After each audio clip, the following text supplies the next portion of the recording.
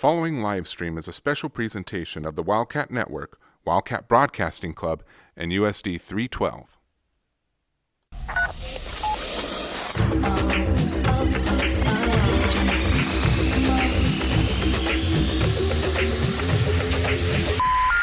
It's game time! Oh yeah, baby!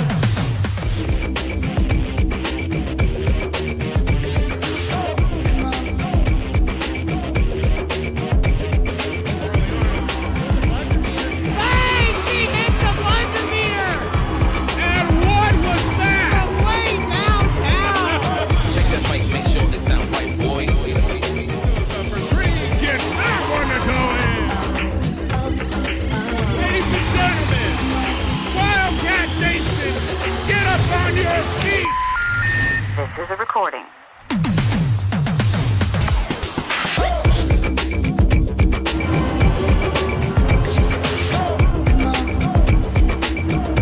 With the Wildcat Classic now in the books, the Rupp Tournament now in the books.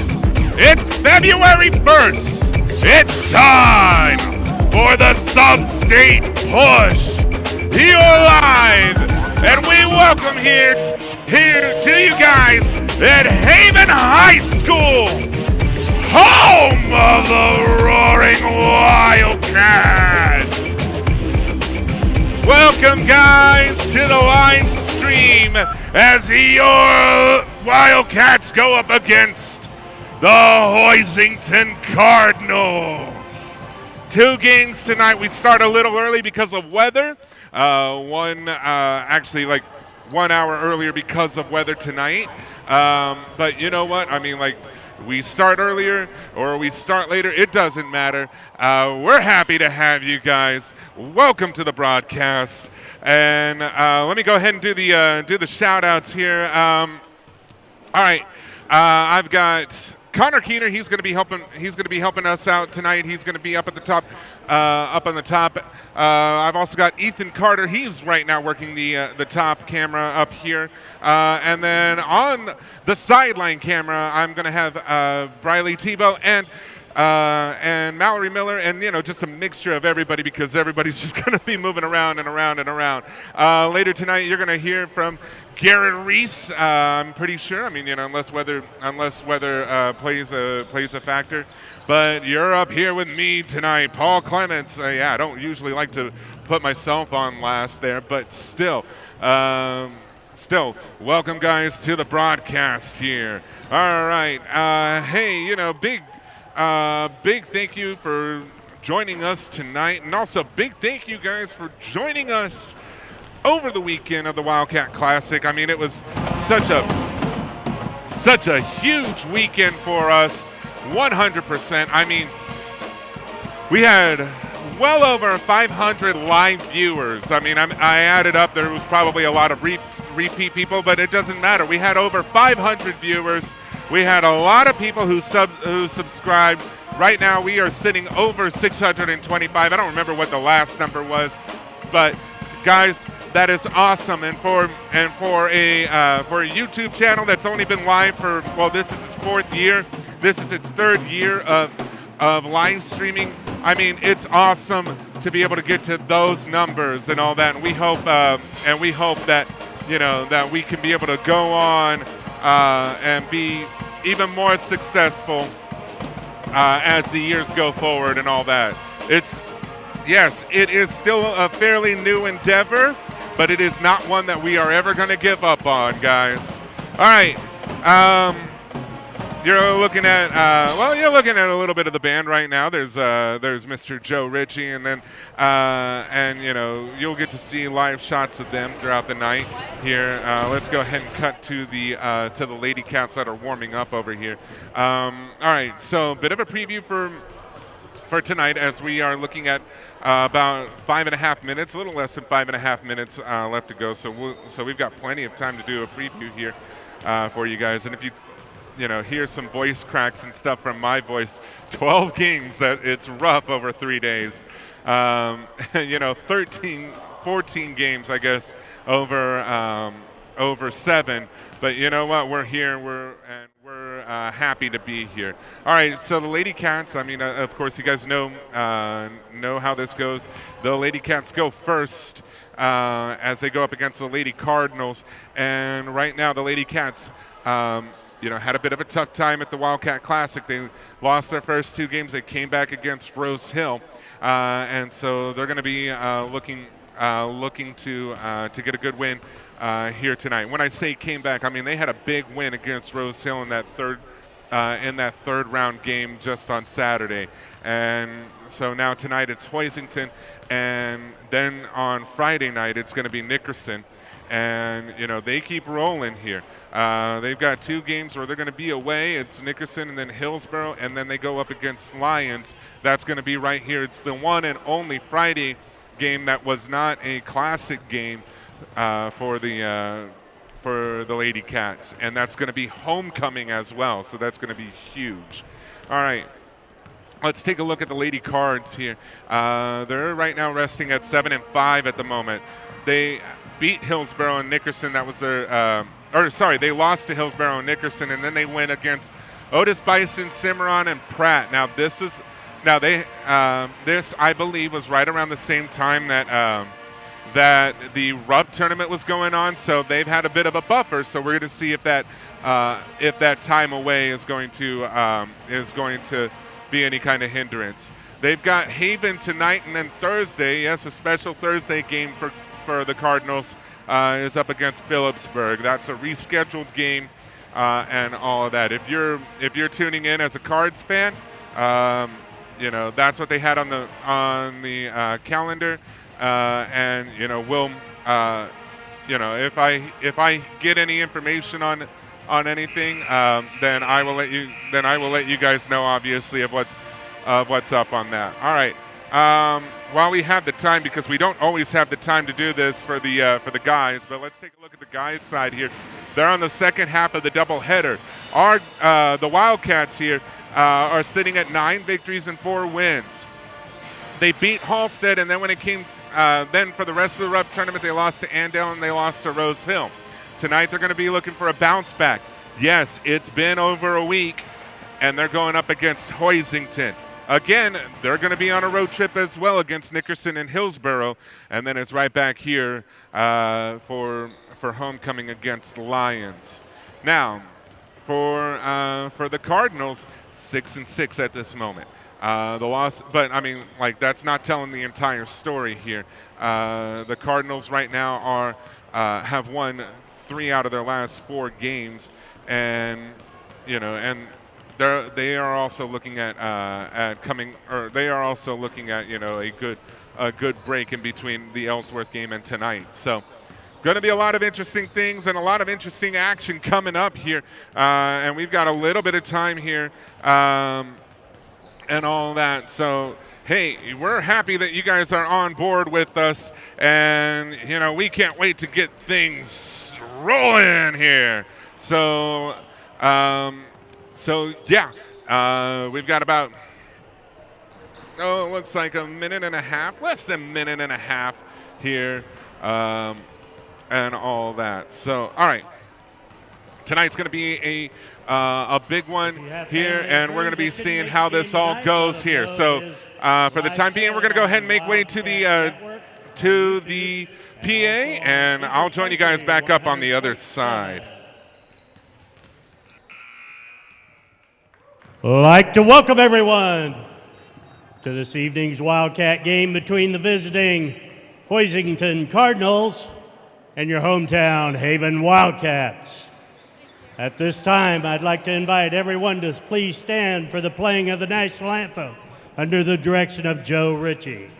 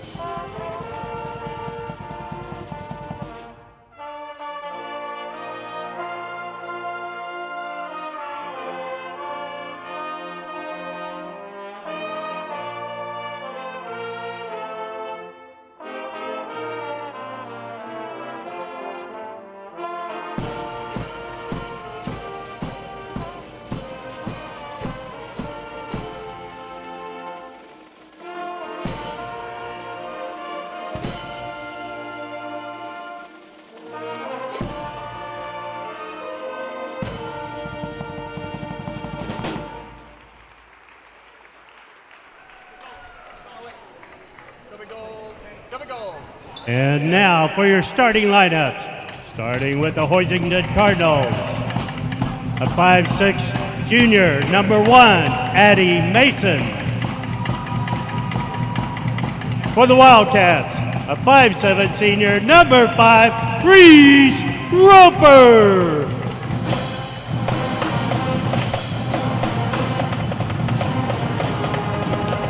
For the Cardinals, a 5'7" sophomore, number 3, Jordan Boxberger.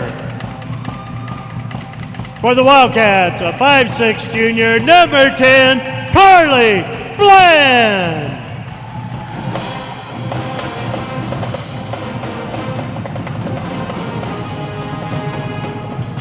For the Cardinals, a 5'10" senior, number 22, Macy Henslick. For the Wildcats, a 5'5" junior, number 12, Brianne Bronner.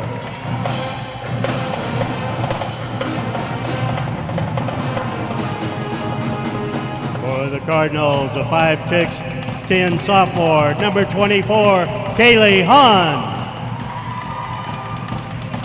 For the Wildcats, a 5'10" sophomore, number 23, Sadie Estel.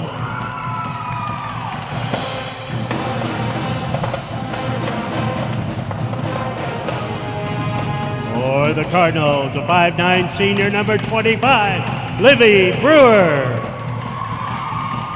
And for the Wildcats, a 5'8" freshman, number 24, Sienna Defray.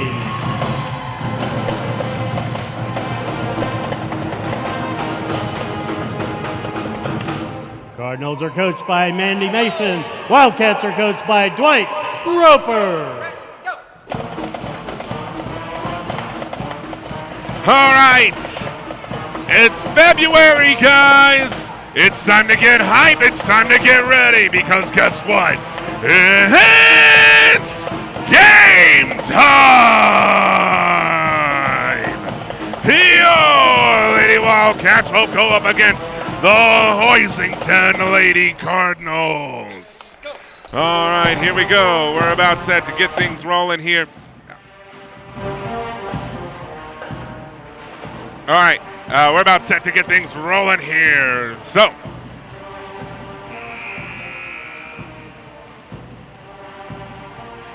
all right, it looks like we've got Sadie Estel and Kylie Hahn, who are both at the center circle here, and it's going to be the opening tip-off. Well, let's see who gets it first, and it's going to be Sadie Estel who'll get it for the Lady Cats to start off in this game here.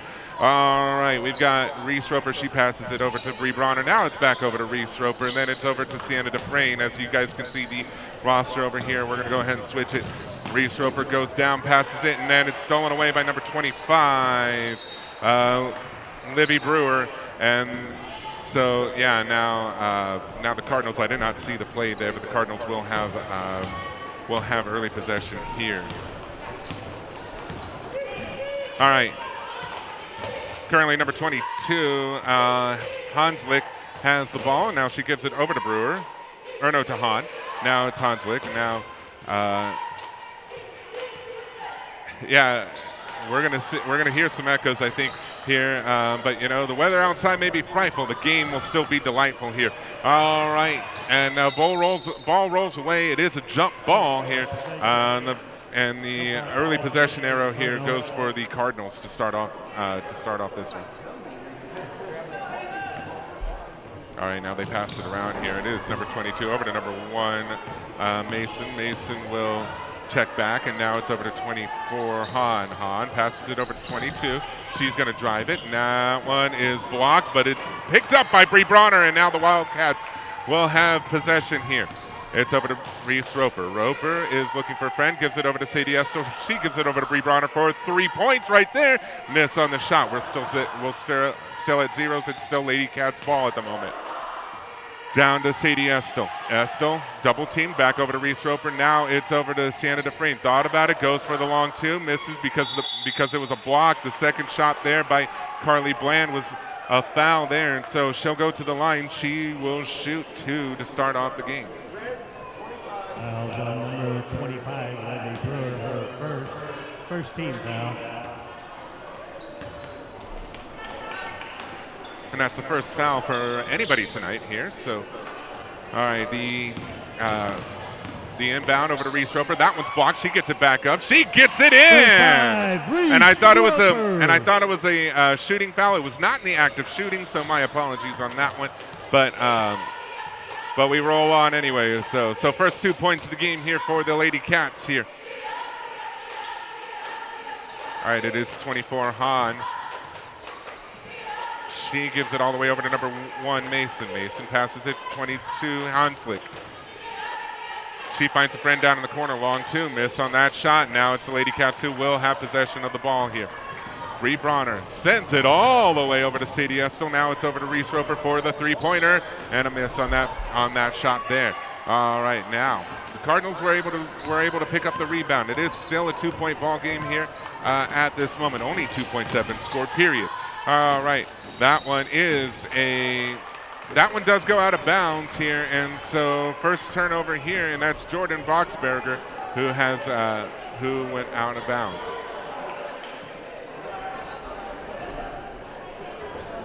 Yes, the Lady Cats, they are also on their 4th game in 7 nights here, and I mean the thing is that it is a grind. You heard Coach Roper say that just on Saturday.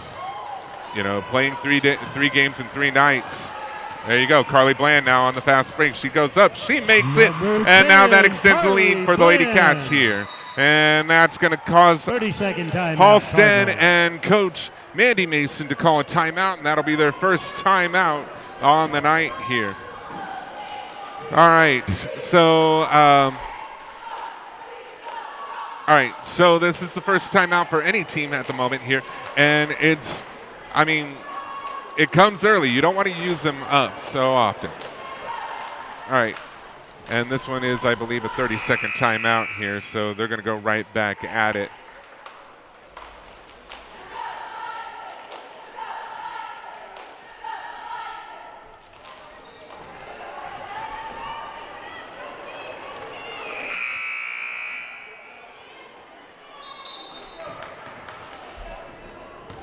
All right.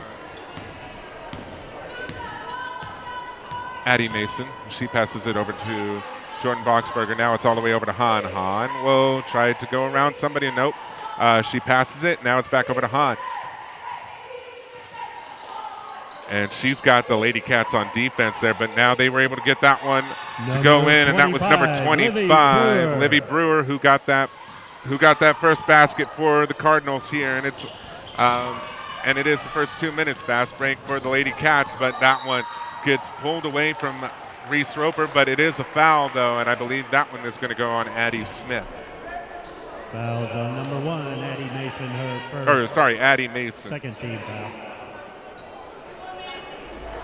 Sadie Estel receives the inbound, gives it over to Reese Roper. She'll shoot the 3, and that one's a little bit too much as it hits the back of the iron. All right, now the Cardinals will have it. It's only 2 points between the two teams here. So now they're going to pass it around. It's all the way over to Addie Mason. Now it is Hahn. Hahn will give it to the inside there, and it's a miss on that shot. Quick pickup by the Wildcats. Now they're on a 3-on-2 situation. It's all the way over to Bree Bronner. Bronner passes it back over to Estel. Estel goes up, misses on that shot. She picks it back up again here. Now it's Carly Bland. She misses on her shot. It's picked up. Oh, nope, that time it was picked up by Jordan Boxberger, and now we're going to go the other way here. All right.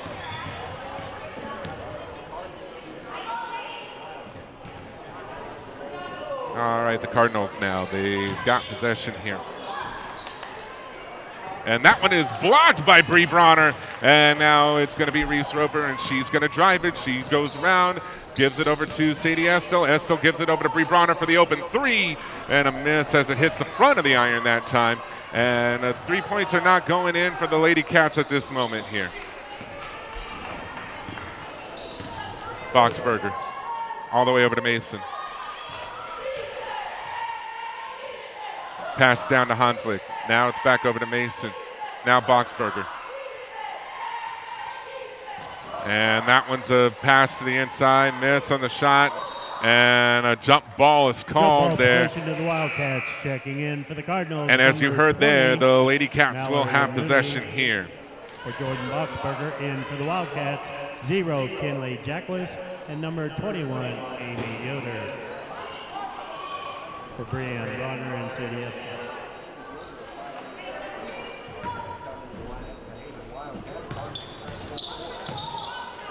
All right, on the inbound there, and that's a long pass all the way over to Carly Bland, who gets it, and she'll sink another 2 points there. Bland. And those fast breaks are getting it for the Lady Cats at the moment.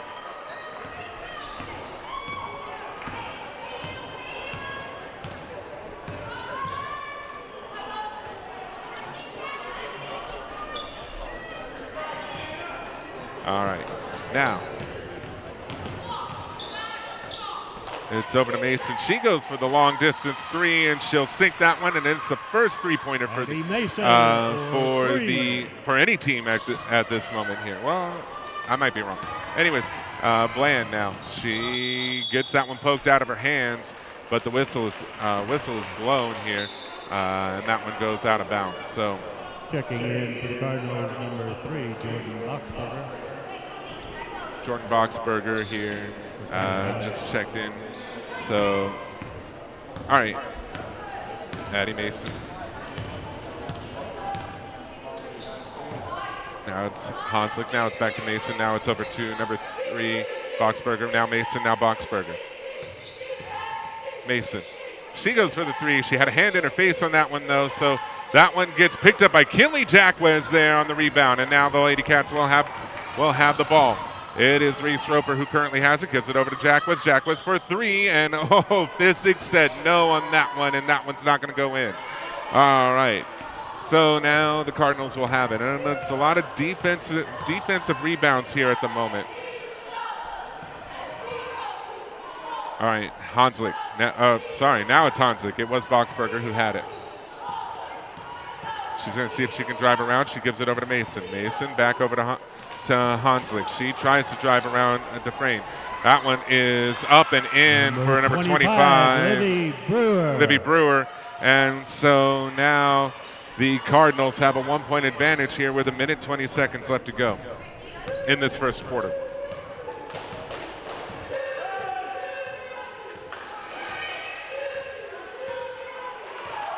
And now Reese Roper giving it over to Kinley Jackwez. Now it's over to Carly Bland. Bland misses on that one. And it's picked back up by the Lady Cardinals. Driving and then going back out to Mason. Boxberger there. That one goes out to Mason, and she almost lost it there, but she was able to pick it back up. Now it's Macy Hansley. Now it's Boxberger. Now back over to Mason. Hanslick, Mason, they're passing it around the perimeter here, and it's Boxberger, long distance 3, does not go in. It's picked back up by Hanslick, and that one does go in on the putback with less than 30 seconds left to go in this opening quarter. Now it's Sienna Dufresne for the Lady Cats, and that one was blocked, and then it goes out of bounds. Props to Carly Bland for trying to save that one, but it went out of bounds irregardless. For Carly Bland. Sienna Dufresne. All right, now we're back into action here. And Kinley almost took that one away. That one's a long distance 3, and that one was a long distance make on that one. So Addie Mason gets that one to fall in, and there's only less than 5 seconds here. And right now the Lady Cats are at a 6-point disadvantage going into the second quarter. And that one was a tough one, folks. If you're a Lady Cats fan here, you saw them go up, and then the Cardinals just seemed to get on a roll. That one was a tough one here. All right, we're going to take a quick break. We're going to show you guys the sights and sounds of Wildcat Gymnasium. Enjoy the band for the moment.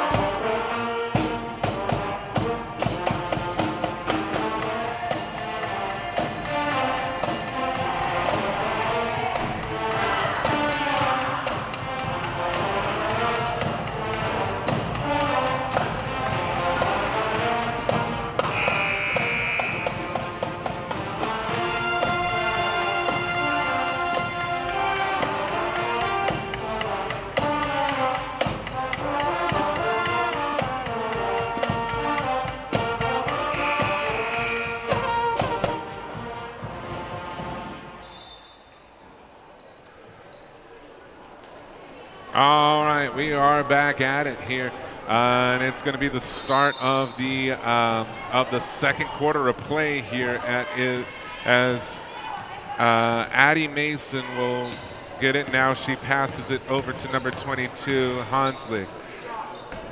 So that quarter there saw the Lady Cats have the lead, and now they're back on the fast break here. It is Amy Yoder who has it. She's going to try to drive it. She goes up. That's blocked. And, oh, man, I don't know who has it, but they were wrestling for the ball down there. And the Wildcats will have the jump ball possession here. But the Lady Cats in that first quarter, they started off hot, and then it was the Lady Cardinals who started getting into the hot hand, and now that's where we're at here with the 6-point possession, or a 6-point lead. Reese Roper on that one and misses on the 3-point shot there. And so now the Lady Cards have it. It's Mason. She's going to drive it. She shoots it from the free throw line and misses, and that one will get picked up by Bree Bronner. Bronner's going to go ahead and see if she can be able to let a play develop here. Sadie Estel now back over to Bree. Now it's Roper. Now it's back to Bree, to Bronner. Now Roper. And they're passing it back and forth. They're trying to see if they can be able to get a good shot going, or a good shot here. Jacquez, Yoder, Bronner. And she drives, and she will draw the foul, and that'll be the third foul on the Cardinals.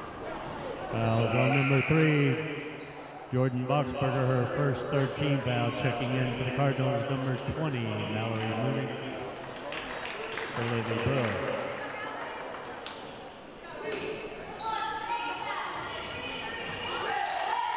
So nobody in foul trouble just yet. Kinley Jacquez for the open 3, misses on the shot there.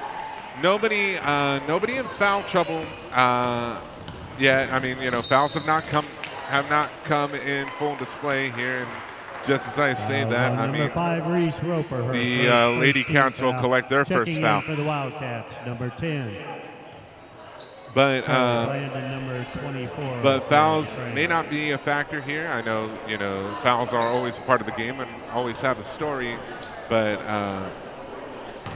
we'll have to see as the game progresses what stories develop here. All right, Macy Hounslick has it, and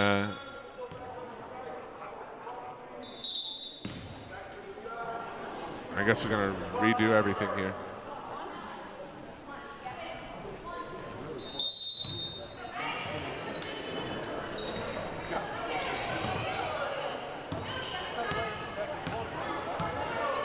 All right, so a bit of confusion here on that last bit, but I think they got things figured out here. So, all right. Number 22, Macy Hanslick. Now they pass it around. It's on to the inside, and that one will roll in for the Cardinals here. 24, Kylie Hahn. It was Kylie Hahn who had that one. All right, Bree Bronner now, and the Wildcats, they're looking at a good couple of minutes here without in this quarter without a score. Looking at a few minutes without a score in general. Reese Roper goes up, misses on that shot, and right now the Lady Cats are in a huge drought as Reese Roper will collect her second shot, her second foul in quick succession, and she's gonna go to the bench here. For Reese Roper. Bit of frustration right now, I believe. As you saw Reese Roper just throw the ball to the ground there, but got to keep a cool head no matter what. All right, the Lady Cardinals now. That one, I think that there was a bit of miscommunication, and now it's Sienna Dufresne who has it. She's going to run it down the court. She's got a friend over for Amy Yoder, but she doesn't need one and gets one to go in, and that's the first bucket in a while for the Lady Cats here. We'll have to see if that will translate into some momentum. Cardinals now driving, and Sadie Estel collects the foul, but that was very physical play by both players. Fouls on number 23, Sadie Estel, her first, third team foul. The line And it is a shooting shooting number foul. 24, So number Kylie 24, Kylie Hahn, will go to the line.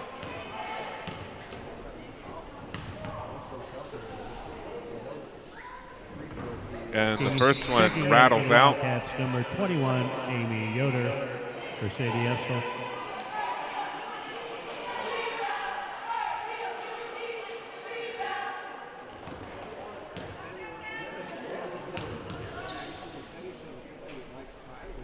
And the second one took forever, but it went Checking in. for the Cardinals, number 25, Livy Brewer, for Kylie Hahn.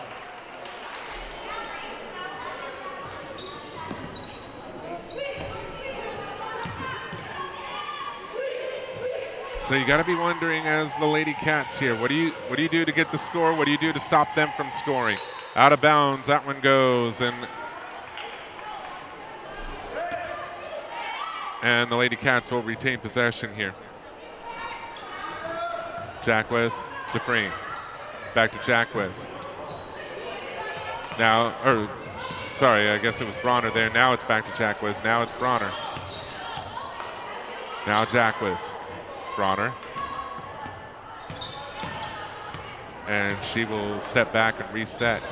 Oh, that one was stolen. Oh, and it was stolen away, and that one was picked up by Jordan Boxberger, and now it'll be Addie Mason who drives it down the line and across the line. Now it is number 22, miss on the shot, and it was picked up by Carly Bland. Gets up.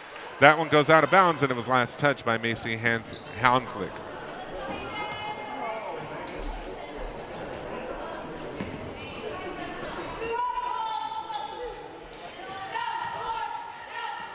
Amy Yoder.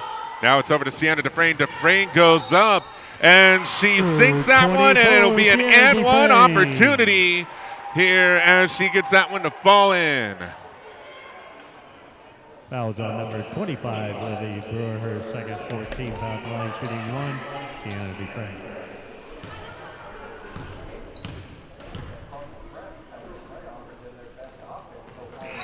And 3 points made the old-fashioned way as Sienna Dufresne gets that one to fall. And now we are back to a 4-point difference here between the two teams.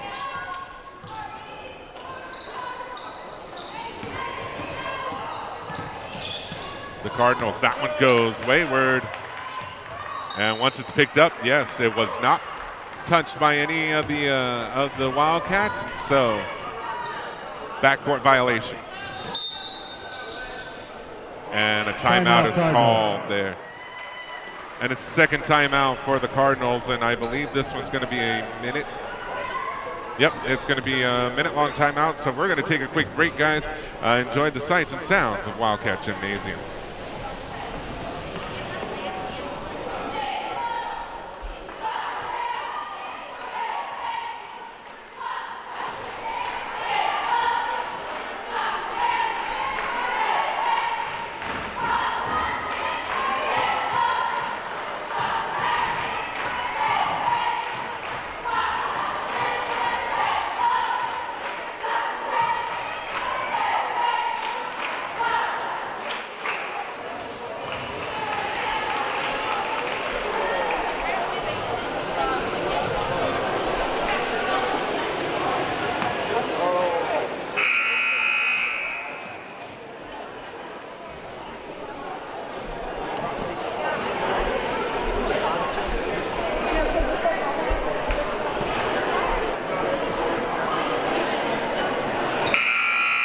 All right, you're looking at us live here. Thank you for joining us. It's the other side of the timeout now. All right, yes. If you're looking at at our graphic there, we are looking for advertisers, for sponsors for next year for the live streams, and we're looking for sponsors for the yearbook. If you want to use this opportunity to be able to to sponsor the streams and or the yearbook, contact one of the yearbook students, one of the Wildcat Broadcasting Club students, or myself, Paul Clements. My email is right there. you can do so. We'll hand you a form and we'll get you guys set up. All right. Kinley Jackwez, she's got it now. The Lady Cats right now, they were looking at a 6-point deficit earlier, and now Kinley Jackwez may make it into a 1-point. Nope. Or, sorry, a 2-point deficit, but no, not on that one. All right, Kinley Jackwez is just playing pressure defense all by herself there, but it is now on the other side here of the court. That one goes up, and that one is a make here for number 20 Mallory Mooney. All right, Kinley Jackwez now, she's got it. She'll give it over to Bree Bronner. Bronner is going to take it up to the top, and now it's back over to Jackwez, down to Carly Bland. Bland's trying to drive it. She goes in physically and gets that basket to fall in, and now we're back to a 4-point ball game with a little over 2.5 left to go in this first half of play. All right. Now the Cardinals have it, as you can see here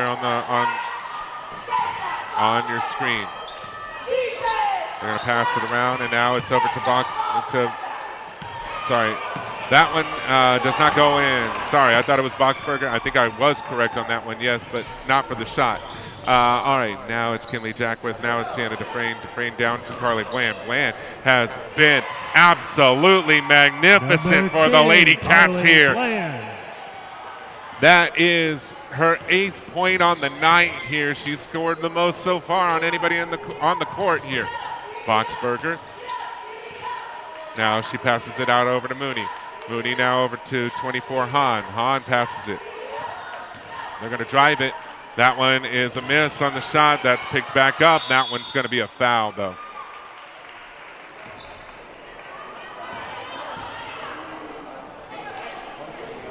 Fouls on number 21, Amy Yoder, her first 14th off the line, shooting number 24.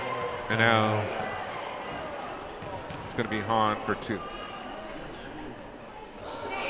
She'll sink the first one. In for the Wildcats, number 5, Reese Roper, and number 23, Sadie Esco. For Kinley Jackwez.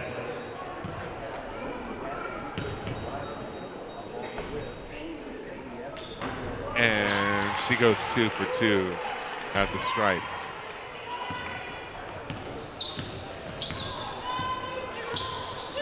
Minute 30 left to go.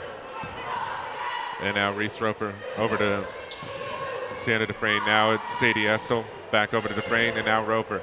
They're trying to see if they can be able to get a good shot. Bree Bronner for 3, miss on that one. She collects her own rebound. She drives, she goes up. That one had a hand on it. She goes back up, had also 5 hands on that one, and it's a jump ball. Jump ball possession to the Cardinals. And it's a quick bang, bang play there. That's the difference between a jump ball and a foul, I think. But either way, though, I'm not the referee. So, all right, Boxberger has it. Now it is Hounslick. She'll drive. Mason with a hand in her face and a miss on that shot, and that one goes out of bounds here. Number 20, Mooney tried to save that one. She had a foot on the boundary line there, as she did have a hand on it. All right, 4 points separate the two teams here.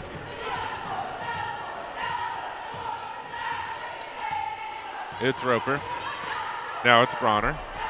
Dufresne. Dufresne will drive. Gives it back out to Estel. Now she kicks it back out over to Bronner. Now it's Roper, and I think they're going to be content with the last basket here. Dufresne thought about the shot. Sends it all the way over to Bronner. Bronner will drive back over to Dufresne. Dufresne for the long 2. Miss on that one. It is recollected by Estel. Now it's Bland who has it. She will drive. She will go up. She will miss on that one. And now the Cardinals will have it. And that one goes in. That one's a miss as it rattles out. And that one, I was going to say nobody had it there. And that one's a foul with only a second to spare. And that one will be on Fouls on number 3, Jordan Boxberger, second 15 foul, checking On in for the Hoisington. Wildcats. Number 21, Amy Yoder for Carly. 1 Bryant. second left, so you got to think long pass and a big shot here. And that's not what they were looking for. And the clock strikes zeros on this first half of play. It's a close one. It is a 4-point ball game. Hoisington with the early lead, 19-15. So we're gonna have to see what the Lady Cats can be able to do in the second half of play here when they get back on the court. But right now, who's gonna go in and warm up? It's gonna be the Wildcats here. And so we're gonna leave it to the sights and sounds of Wildcat Gymnasium. We'll be back with you guys here in a bit.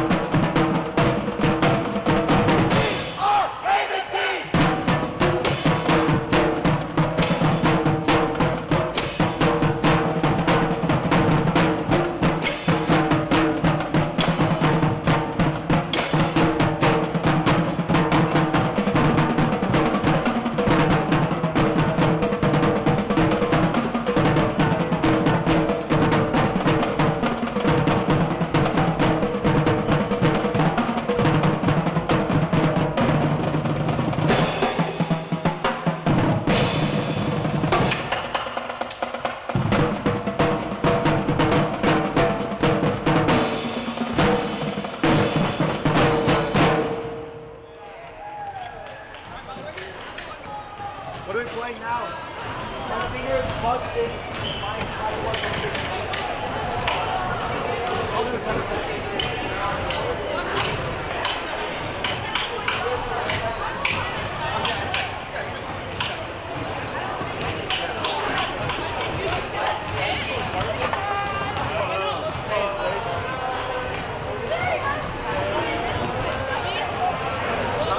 I wonder if there's a blonde part of it. Are you gonna play it? Do it! Do it! Go get shot. You ready?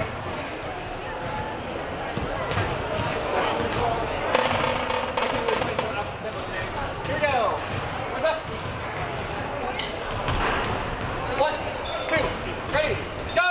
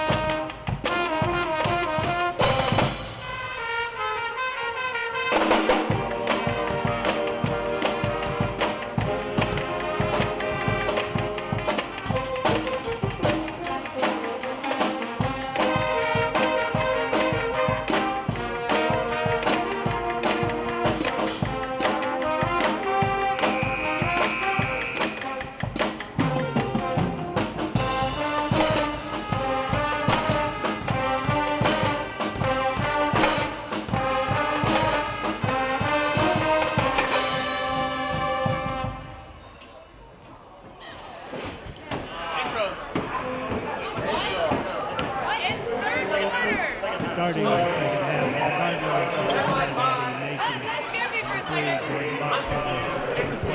Macy Hanslick number 24, Kaylee Hunt, and number 25, Livy Brewer. Starting the second half for the Wildcats, number 5, Reese Roper, number 10, Carly Bland, number 12, Brianne Bronner, number 23, Sadie Estel, and number 24, Sienna Dufresne.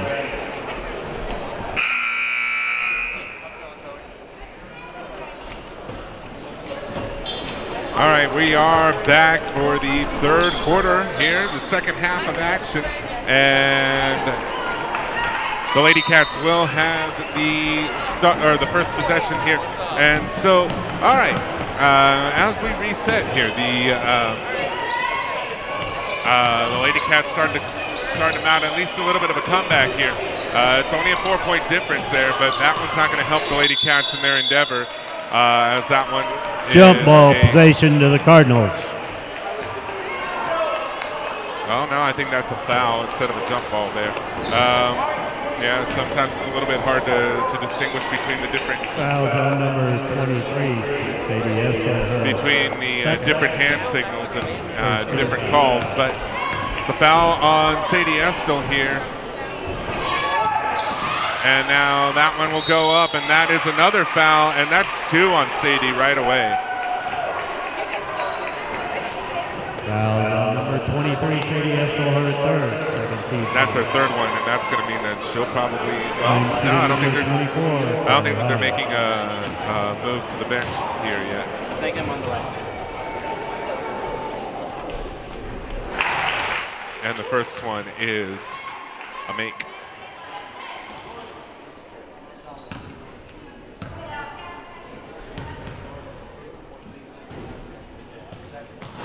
And that one's a miss. 5 points between the two, as that one was Kylie Hahn.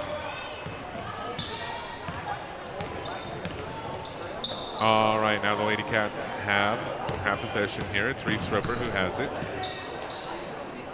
Now it's Bland, now it's Bronner. Bronner is gonna give it back over to Reese. And she's gonna go for 3, and that's a miss on that one there. And 3-pointers haven't been the Lady Cats' friend here in the last few games. That's Boxberger, and 3-pointers have been her friend at least. Oh, no, that was a 2. Jordan Boxberger. All right, and that one is a block, and it's picked back up by the Lady Cardinals here. And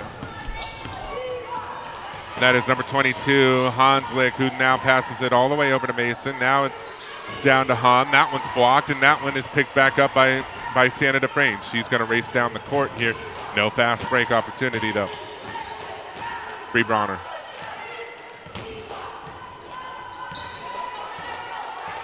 And now she gives it over to Carly Bland. Dufresne. Roper. And now it's Dufresne. She thought about driving it. Now it's Bronner for 3. That one's off center. And that one, oh man, I think Sadie Estel was trying to see if she can get the steal on that one, but nothing doing. And now a turnover.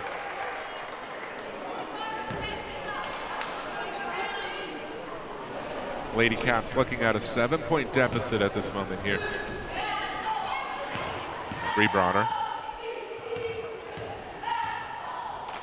Now Roper, now back to Bronner.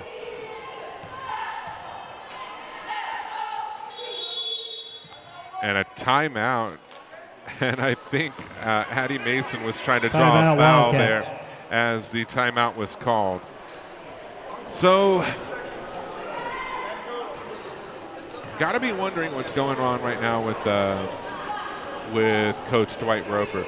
It's not a huge deficit, but you know, I think it's something where he's going to want to game plan something here. Maybe you know, maybe be able to get somebody open down in the paint or get something going in there for the Lady Cats. I mean, you know, they have been able to score, but they can't be able to rely completely off of fast breaks all the time.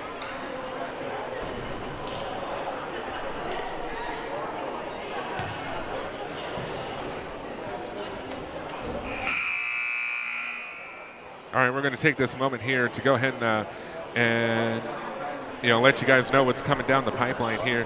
The next time that the Cats are going to be on the hardwood will be Friday. They're over at Nickerson. They've got a 2-game road stretch that they're going to be playing. The next time that they're on your screens right here on the Wildcat Network will be homecoming, and it's going to be up against the Lions. That's next Friday, February 11th.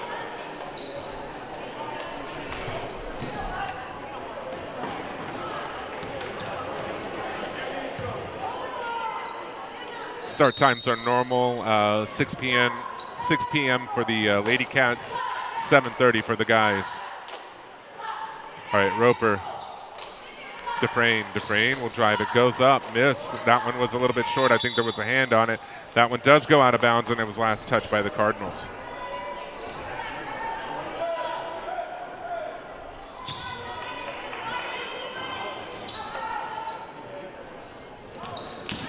Bounce pass in for Bland, and she sinks that one.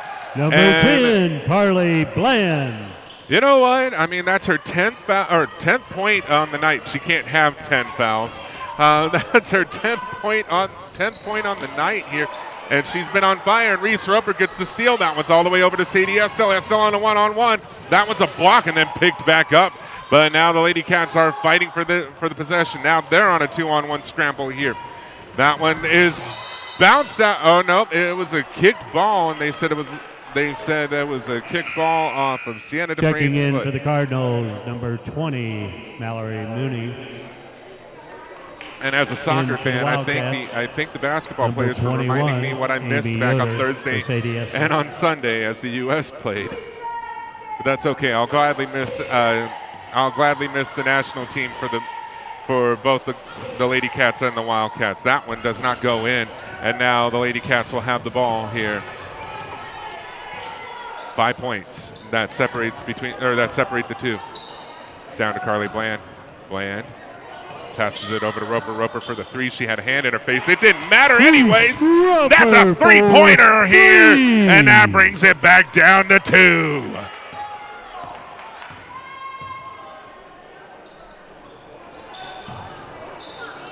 She has been looking for that 3-pointer all night, and she finally got it to go in. That one gets poked away, and now it's the Wildcats 2-on-2. Here, Reese Roper drives, goes up, misses on that one. It is recollected, I believe, by Amy Yoder, but it's a jump ball situation. No, it's a out-of-bounds situation there, and they said it was last touched by the Cardinals. Big play on that 3-pointer there by Reese Roper. That one goes into Dufresne. Dufresne goes up, and she'll tie the ball game. It's 22-22 here as Sienna Dufresne gets her 7th point on the night.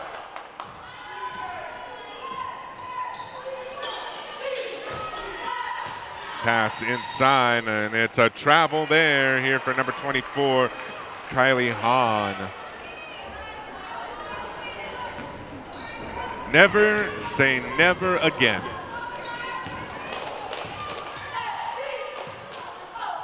Reese Roper. She gives it over to Amy Yoder. And that one is tipped and recollected by number 20, Mallory Mooney. And now the Lady Cardinals will have possession here.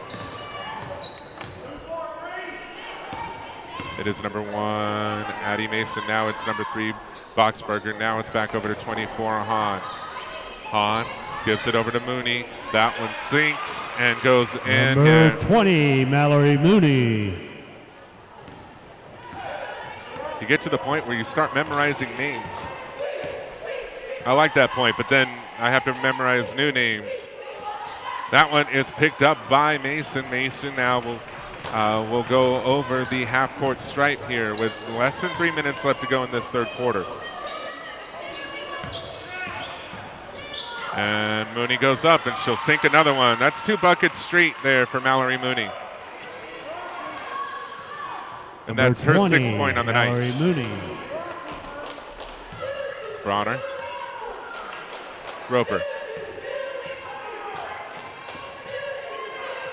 Down to Yoder, down to Bronner. Bronner for three. And that one goes a little too far, but it's collected by Carly Bland, and now the Lady Cats will keep on having possession here. Down over to Amy Yoder, back over to Bree Bronner. Bronner's going to go around, and she's going to go ahead and reset real quick. Reese Roper. Amy Yoder. Yoder down to Bland. That one gets knocked out of her hands. They said it was last touched by for the Bland. Cardinals, number 25. And so now the Cardinals for will pick it up on the turnover. Kylie Hahn in for the Wildcats. Number 23, Sadie Eskel. And it seems like every time that the Lady Cats are able to make something happen, the Lady Cards are able to match it. Boxberger now. And it's number 25, Brewer. They passed it on the inside. That one's stripped away, and now it's Reese Roper who has it. She's going to race it down the court. She's going to go up. Misses on the layup. That one is picked up, and a travel is called there, and that's a quick turnover by the Cardinals, and the Wildcats will get the possession back.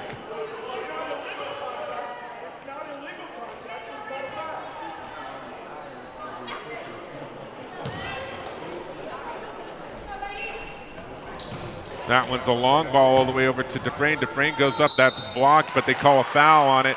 And so Sienna Dufresne will go to the line and shoot two. That is also Hoisington's first foul in the second half here. It's like her first team foul.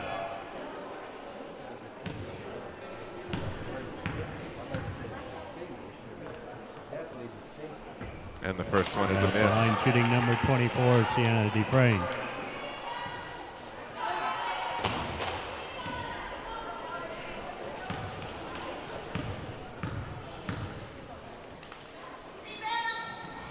The second one does go in, and it does take the lead down to three. Back to one possession, down to a minute and 23 left to go in this third quarter. Boxberger has it now. It's all the way down to 25. Brewer now back to Boxberger. That is tipped, and it's Reese Roper on the fast break.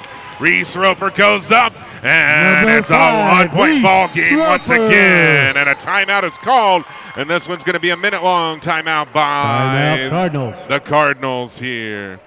And they'll have only 2 timeouts left, I believe, or 3 timeouts. My assistant says 2, and I thank her very much on that. All right, we're going to take a quick break here. Enjoy the sights and sounds of Wildcat Gymnasium.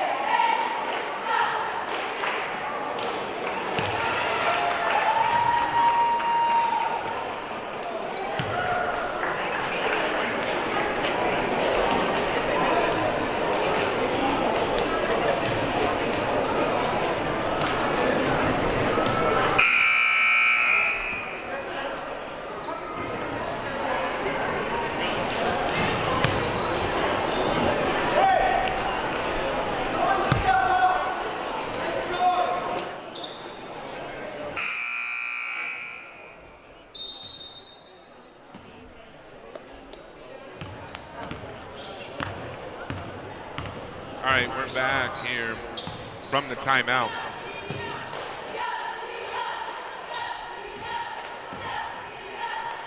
And the Cardinals, they currently have it.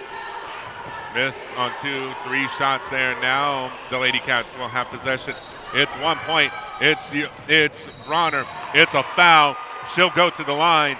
She'll see if she can either tie it or get the lead here. Fouls on number 25, Livy Brewer, her second team foul. At the line shooting to number 12, Brianne Bronner. And the first one is a miss. Checking in for the Cardinals, number 24, Kylie Hahn. For Livy Brewer.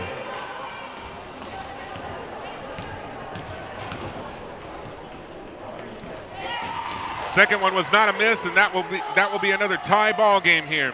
And Sadie Estel just made Mason walk the tightrope, and they're putting on the pressure, and they stole it away, but the foul is called though. And that one's going to be on Bree Bronner. Fouls on number 12, Brianne Bronner, her first third-team foul.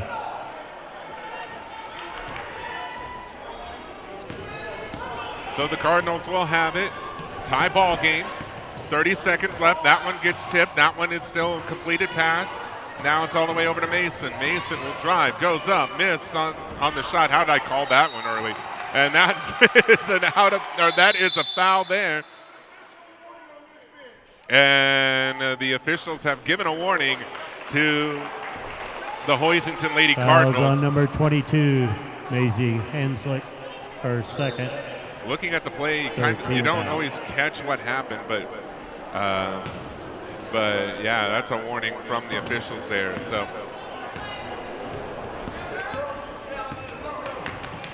Reese Roper currently has it. She gives it over to Sienna Dufresne. Dufresne back over to Roper. Roper now down to Estel. Back to Dufresne. Dufresne for two. Miss on that one. That could have given the Lady Cats the lead here. And now we've got 3 seconds left to go. Long distance. And the fourth quarter is going to start just how the first one did. 8 minutes left to go in this game. It is a tie ball game. And so, yeah, big quarter for the Lady Cats. They needed to have that one, and they got it. All right, we're going to give it a moment here. We're going to take a quick break, and we'll meet you guys back and getting ready for the fourth quarter.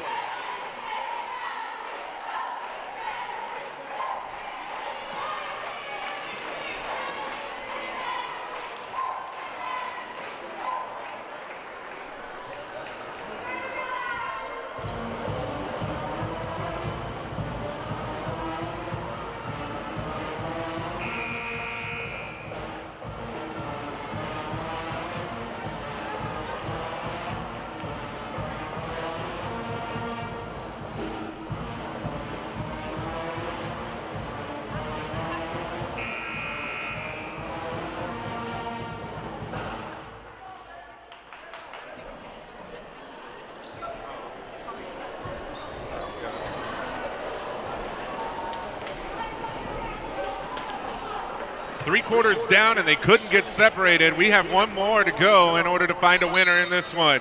It's the fourth quarter of play, and we're starting right now. Addie Mason, she gets it back now, and now it's passed down all the way over to Hanslick. Hanslick for the long distance shot. That's a miss. That one's picked up by Bree Bronner here, and now the Lady Cats will have the ball off the rebound. And now Bronner's going to reset here. That one's over to Jacquez, down to Estel. Estel up, and there's the Lady Wildcats as they get the lead here. Sadie Estel. And it's a lead that they haven't seen since, I don't know, I believe right around the second quarter. I don't have replay. First quarter, says my assistant here.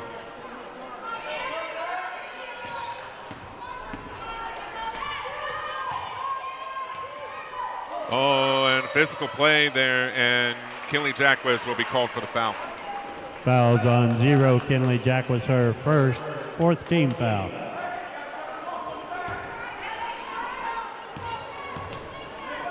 All right, the Cardinals have it. They're going to try and see if they can be able to get the lead back or at least tie it. That one almost goes wayward and out of bounds, but it's picked back up.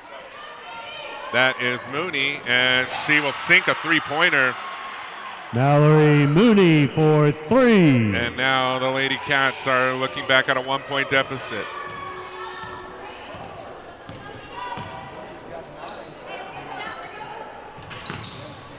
It's over to Dufresne. Now it's over to Bronner. Bronner is going to go ahead and reset. Let the play develop. Gives it over to Sadie Estel. Now it's over to Dufresne. Now it's back over to Bronner here. And that one will go out of bounds. Last touch by the Cardinals. Checking in for the Wildcats, number 5, Reese Roper for Kinley Jacquez.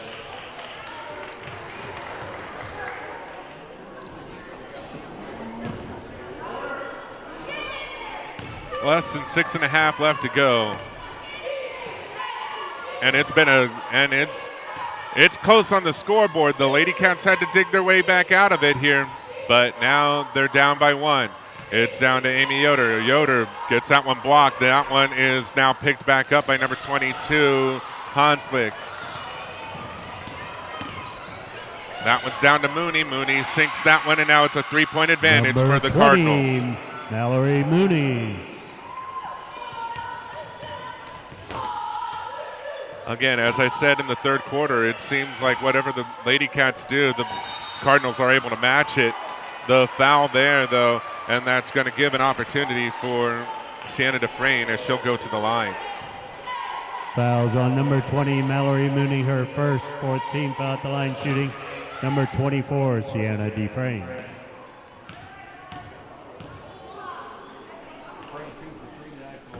And a miss there for Sienna Dufresne.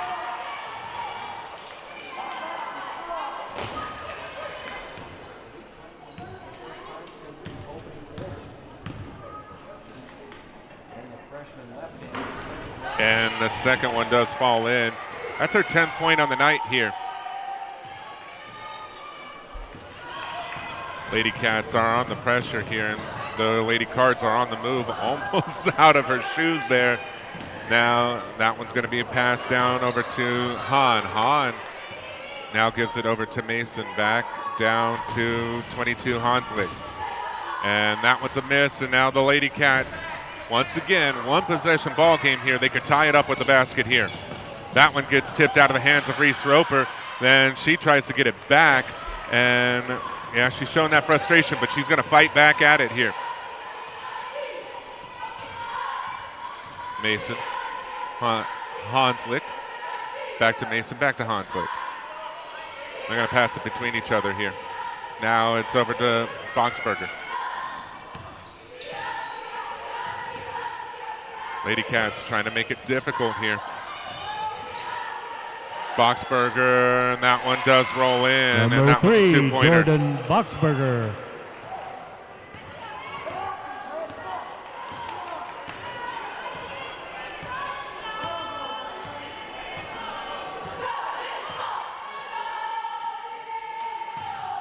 I'm going to let you guys enjoy this here for a second.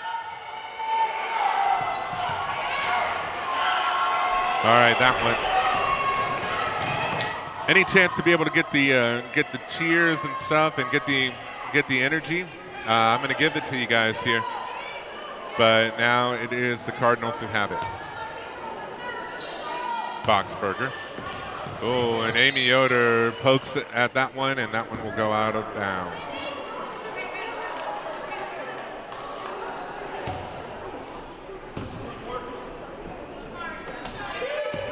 Mason receives the inbound, and now she's going to go ahead and give it all the way over to,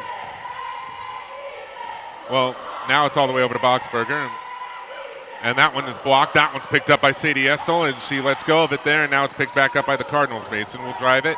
She'll go up, and she'll miss on that one. A little bit too strong. And now Sadie Estel has it. Now they've got to be able to break the press here. It's all the way over to Bree Bronner. Bronner. She thought about the three. It's Reese Roper with the open look and a miss on that one as it hit the back of the iron. Now it's a 2-on-1 situation here. And now the Lady Cardinals going for the 2, and a foul is called. That's a foul on the floor, and that one's going to be on the Cardinals. Fouls on number 24, Kylie Hahn. And officially they gave it to Kylie Hahn. In for the Wildcats, 0. Kinley Jackless for Amy Yoder. Also in for the Wildcats, number 10, Carly Bland for Sienna Dufresne. Bree Bronner now. She's going to drive it, and now it's given over to Reese Roper. And now, timeout. Timeout, it's going to be a full Wildcats. timeout. All right, 4 points. That's the difference here. 3:15. And we're going to see what Coach Roper draws up here.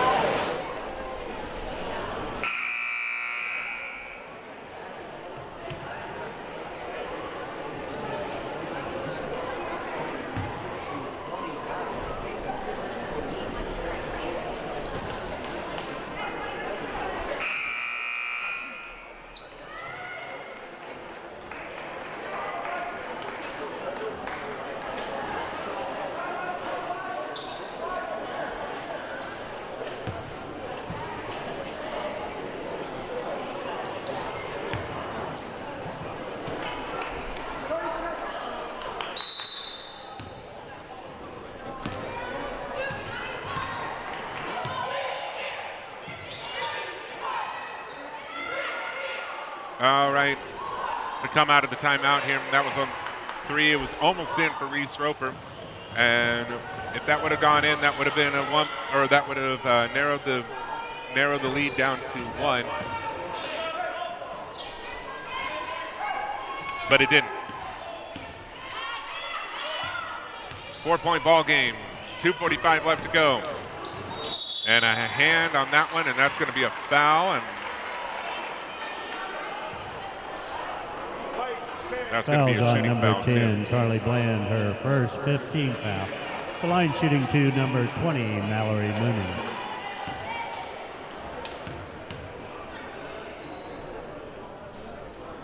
And the first one is a miss for Mallory In Mooney. for the Wildcats, number 24, Sienna Dufresne. For Carly Bland. And the officials are going to have a bit of a word here. Or no, I think there was something that happened.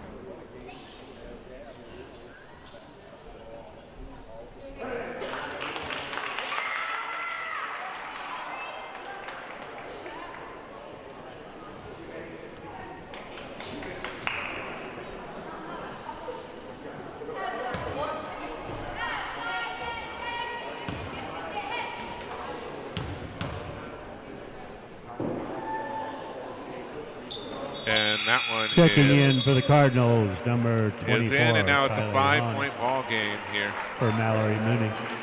Mallory Mooney will go off to the bench. I think she was hit. She was hit on the face there, and so.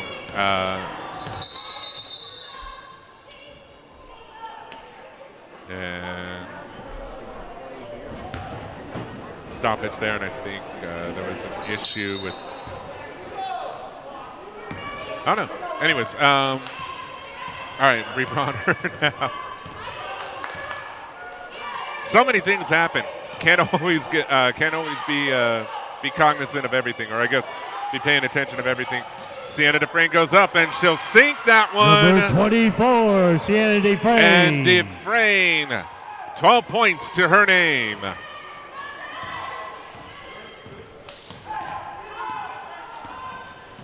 Three points between the two teams here. And this one goes up, and now it's back to 5 points between the two Kylie teams. Hahn. 2 minutes left. Anything can happen here. Reese Roper drives, gives it over to Bronner. Bronner for the 3. Oh, and that one does not go in, and that one will go out of bounds, and it's last touch by the Wildcats.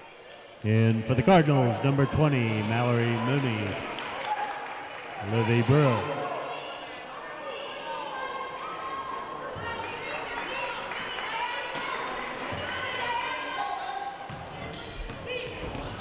All right, now the Cardinals have it.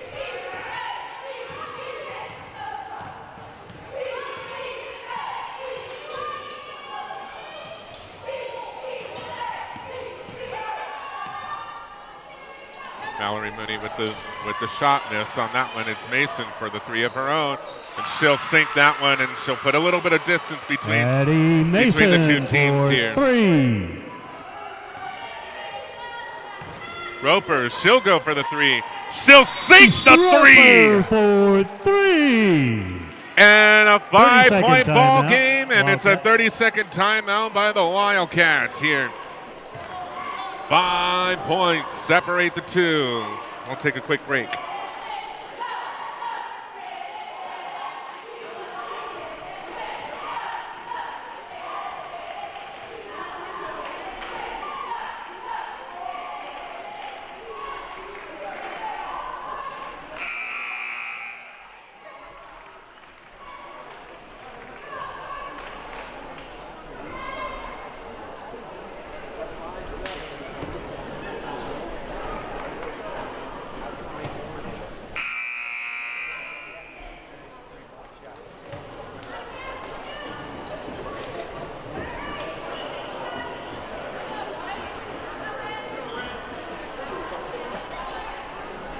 All right.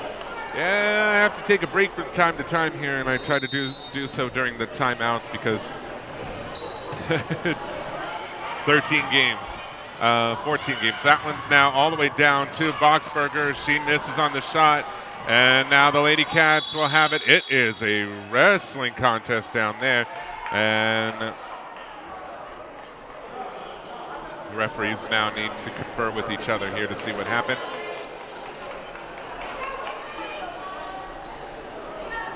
And it's a foul. And it's a foul on Mallory Mooney. So that's Hoisington's 6th team foul. And so it'll be the it'll be one Fouls more on number 20 before Mallory they Mooney, their second put 16 Haven foul. in.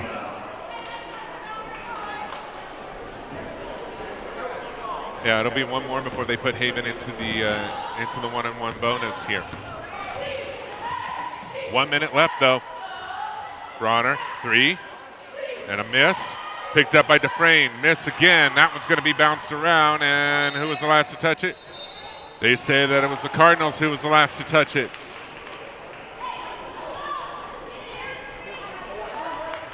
Five points between the two teams, 54 seconds. That one gets poked away, and it is picked up by Boxberger. Now it's Mason. Mason now has to contend with 4 Wildcats, and she'll get fouled. But now the Wildcats are in that same, Fouls on are in number that same 12, boat. Brianne Bronner, her second 16 foul. But they have to do what they can to be able to stop the clock here.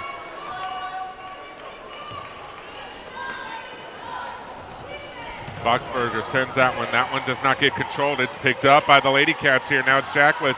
2-on-1, 2-on-2. That one gets poked away, and now they have to foul.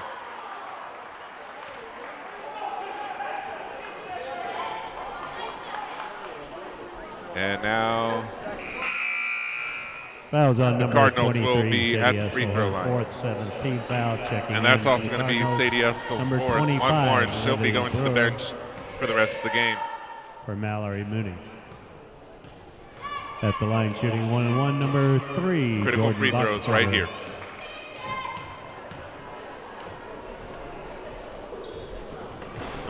And the first of the 1-on-ones is a miss, and now Lady Cats down by 5. Long distance 3 by Reese Roper, miss on that one.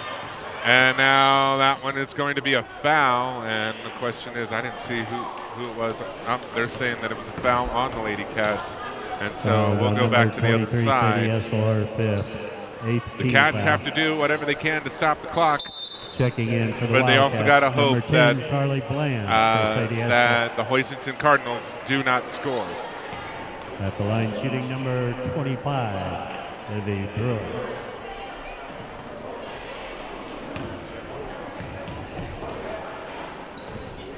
And Brewer misses on that one, and now the Cardinals are going ice cold on the free throws.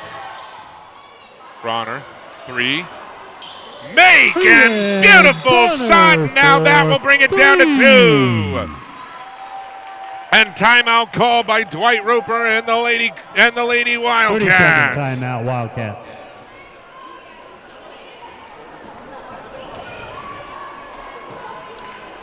And you can call that clutch. I'd say bringing it closer, because clutch will bring it back to the lead. It's 2 points. We'll be right back with you.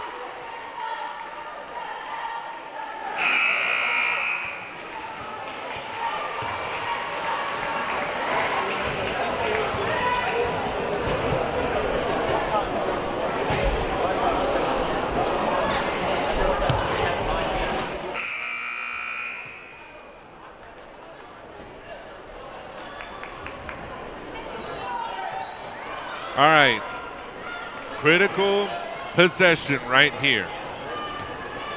It's 2 points between these two teams.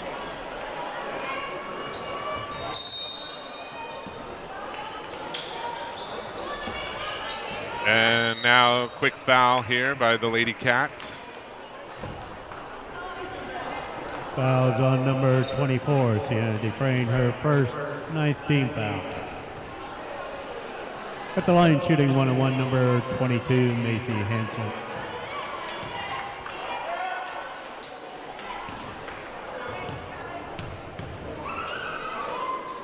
And that one will fall in for the first of the 1-on-ones. And a timeout by Coach Dwight Roper. Timeout, Wildcats.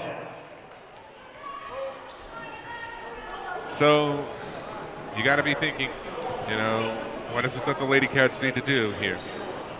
This one's going to be a critical.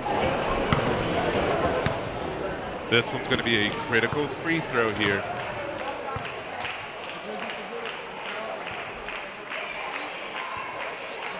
Because should Hoisington get the free throw here, it will make it a 2-possession ball game.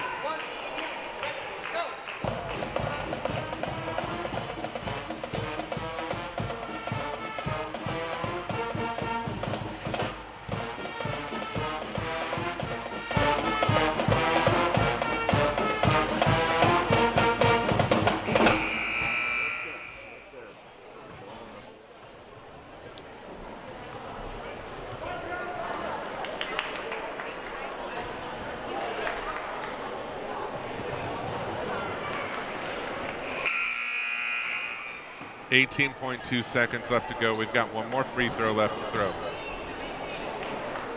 And it's Macy Hanslick.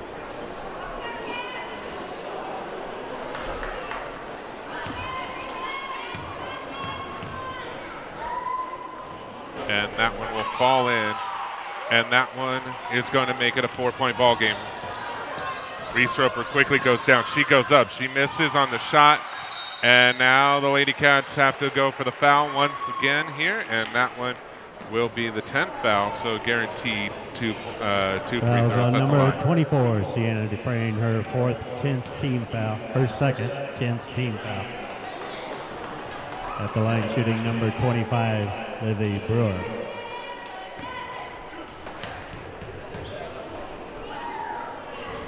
And the first of 2 guaranteed free throws is a miss.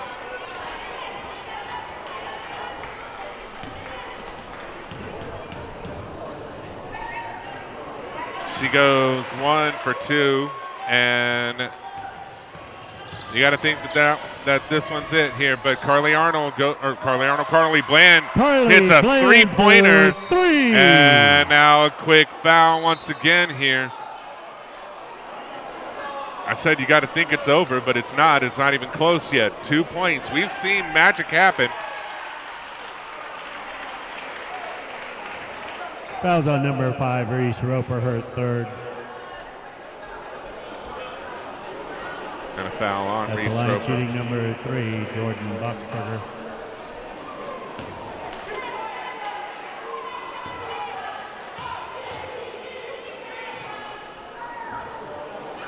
And the first one is a make for Jordan Boxberger.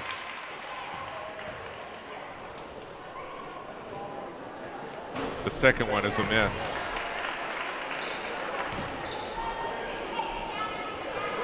Three points. But this one is over, though. And there we go. And that one is all said and done here. And the Lady Cats took the loss on this one. I was going to say took the L, but they took the loss on this one. It was a close one, though. Hard fought. But the Cardinals come away with this one, 43-40. And so now we will be heading into the second game of our doubleheader. Here real shortly, it will be the guys' turn on this one here.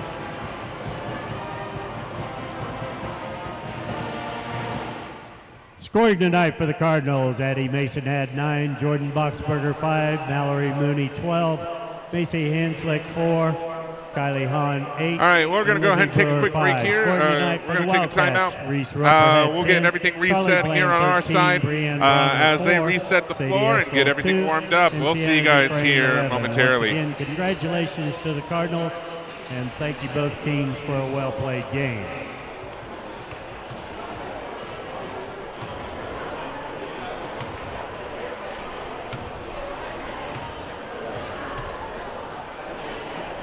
The USD 312 Haven Schools Education Foundation was established to support classrooms across the district.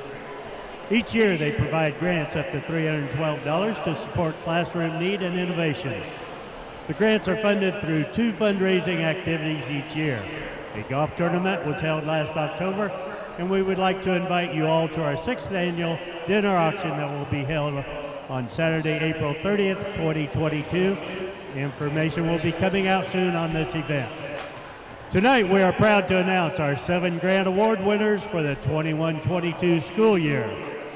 The first few staff members all received grants to support reading interventions as part of the district's multi-tiered support for students to improve their reading skills. The Haven's grade school teachers receiving this curriculum enhancements are Danielle Retzlaff, Danae Williams, Mary Brillhart, and Charla Warren. Also receiving grants this year are Jennifer Broomer, who received curriculum materials for enhancing reading comprehension, memory, concentration, and grammar to be used at Haven High School. Corey Kroll, who received a new listening center, which includes a CD player and headphones for students in kindergarten at the Haven Grade School. And Corey Llewellyn, who is receiving a hydroponic garden that will allow for students to grow fresh herbs and plants within her FACS classroom at Haven High School. Please help us congratulate our teachers who are receiving these grants tonight, and to also say thank you to all of you for your continued to support USD 312 Education Foundation with your sponsorship and attendance at our fundraising events. We send a special thank you to those of you who have supported the foundation. You are the reason we are able to do these types of grants each year. Congratulations, teachers, and enjoy your new classroom items.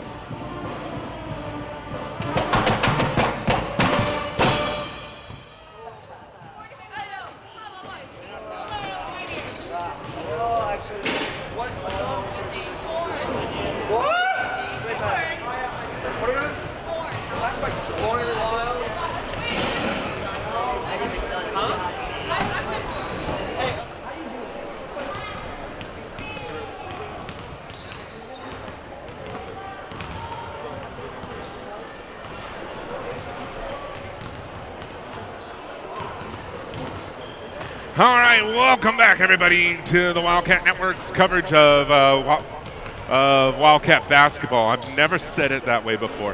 All right, anyways, welcome back. It's time for the guys here, and now I'm no longer alone up here because I've got the one, the only, Garrett Reese. How you doing, Garrett? Good. Oh, I don't think it's on there. Or maybe it was. Let's try that again here. How you doing, Garrett? Good. I'm ready to get this game underway. Oh man, so let's do this real quick here. We're gonna get the. Let me pull. Oh, there we go. All right. So I showed the fans at home, the schedule as it once was. This is the games from the RUP tournament here. Win against Halstead, loss against Andale, loss against Rose Hill. Now it's Hoisington tonight. Yeah, that was about almost 2 weeks ago here. And then it's two road games back to back against Nickerson and Hillsborough, and then we come right back here for homecoming. I mean, looking at that right now, the Cats, yes, it's been over a week, but they're on a 2-game losing skid here. What do the Cats need to do tonight? Not turn the ball over for one. They struggled with that in a few games this year. They struggled with turnovers, and they've also got to make sure they come out shooting well. They've had some shooting problems this year as well, and they just got to make sure they come out prepared and focused, and they can come away with this victory tonight. All right, and here's a look right now at the Cardinals here. They're 6-6 at this moment, but that doesn't tell the entire story. 3 wins in the last 4 games here for the Cardinals. Win at Nickerson, a win against La Crosse, loss against Ellenwood, and a win against Ellsworth. But the same story here too. They've been out of play for a little bit. What pops out to you when you're taking a look at this here, Garrett? That win against Nickerson was huge, and 11-point win against Nickerson, so that definitely helps. And then the next game after that, a big win against La Crosse. And then obviously the win against Ellsworth was a big win, and that gave them some momentum coming into this game against Haven tonight. All right, guys, we're going to give it to the PA here for starting lineups, and we'll meet you guys back up here in a moment. Starting with the Cardinals, a 6'3" senior, number 1, Braylon Thompson. For the Wildcats, a 5'11" senior, number 1, Zeke Kraft.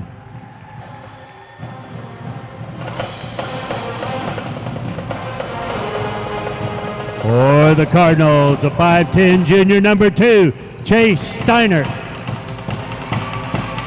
For the Wildcats, a 6'6" senior, number 13, Dalton Schroed.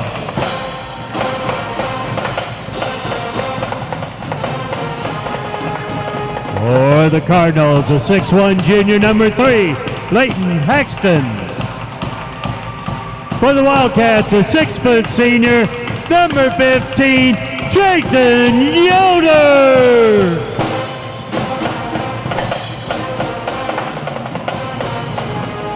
For the Cardinals, a 5'10" freshman, number 20, Jason Robinson.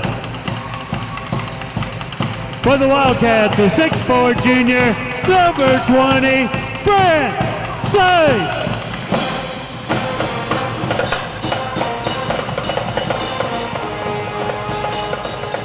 For the Cardinals, a 6'3" senior, number 42, Noah Dozell. For the Wildcats, a 6'1" junior, number 11, number 23, DJ Miller.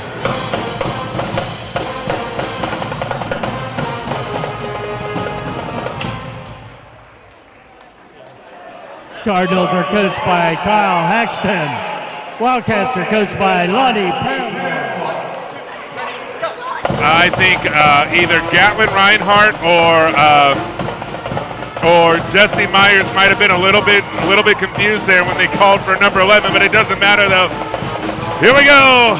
It's time. Let's say it out loud. Let's say it proud because it's Game time! Your Haven Wildcats will go up against the Hoisington Cardinals.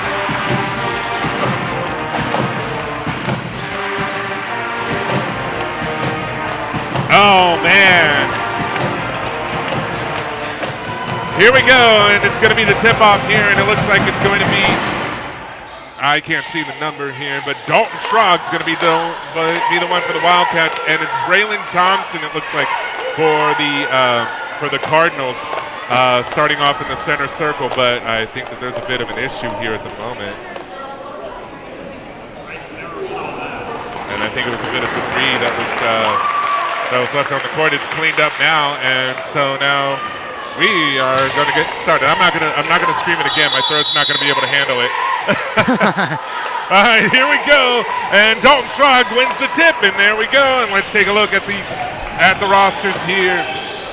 That's the girls' rosters. We'll get that fixed here for you guys here momentarily. But that one is going to go up, and that's bang! DJ Miller for 3.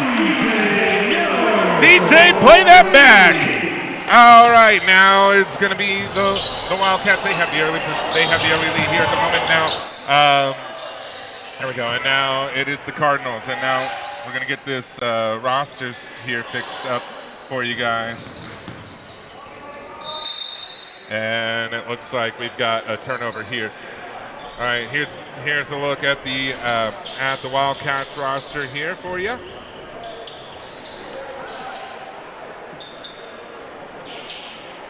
And now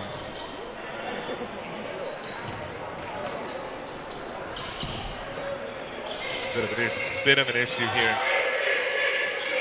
There we go. You know, technology, that's how it goes. All right, that one is going to be picked up by DJ Miller here. And now the Wildcats will have possession here going on the other side. We're going to go ahead and get back to the main screen here. All right. There we go. Now it's down over to Brant Sipe, and I think he could have dunked that one. He did not, and that's okay. 2 points in for Brant Sipe, and an early timeout for the Cardinals. And so the Cardinals have to burn an early timeout here. And I mean, right now the Wildcats, they're starting with the foot right on the gas pedal here, aren't they? Yeah, just like I said pregame, they got to come out focused and shoot well, and that's what they've done so far in the first minute and 3 seconds of this game.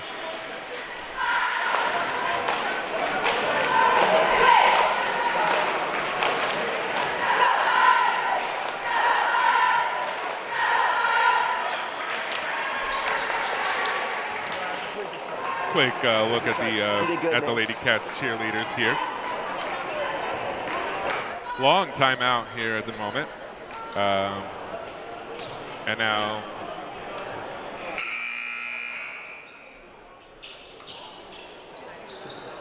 we're about set to get things going here once again here.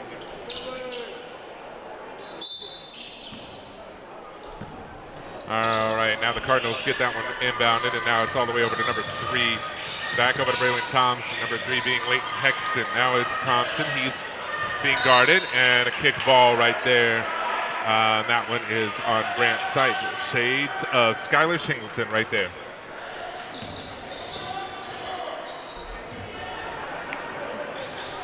I say shades of Skylar Shingleton. It was only just a year ago when he last played. So. Yeah.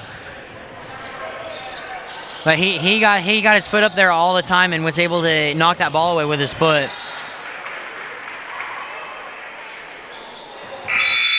That one went out of bounds. It was last touched by the Wildcats, and now the Cardinals will have it, and they get the early substitution here. He's going to have to get that one off, and he does get it out there quickly, and now it's over to Thompson. Long distance 3, and he'll get that one to go in. Braylon Thompson for 3. And a good shot there by Braylon Thompson to get that in from long range.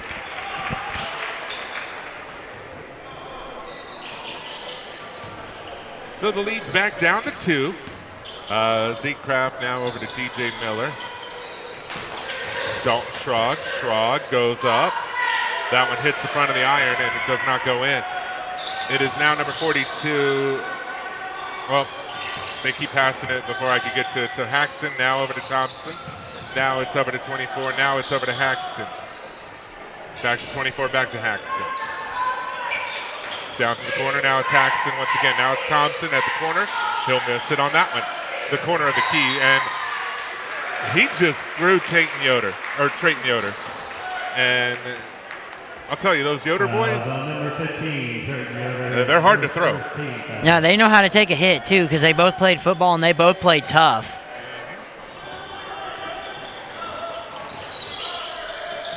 The inbound over to 24 for the long distance three. That one hits the front of the iron, and now it is picked up by DJ Miller. Miller thought about using his best Brett Favre technique, but instead gives it over to Z Kraft. Now it's back over to Miller, all the way down to Sipe, down to Schrog. Schrog is called for the foul there. And that looks to be the first one on the Wildcats. Sorry, second foul for the Wildcats.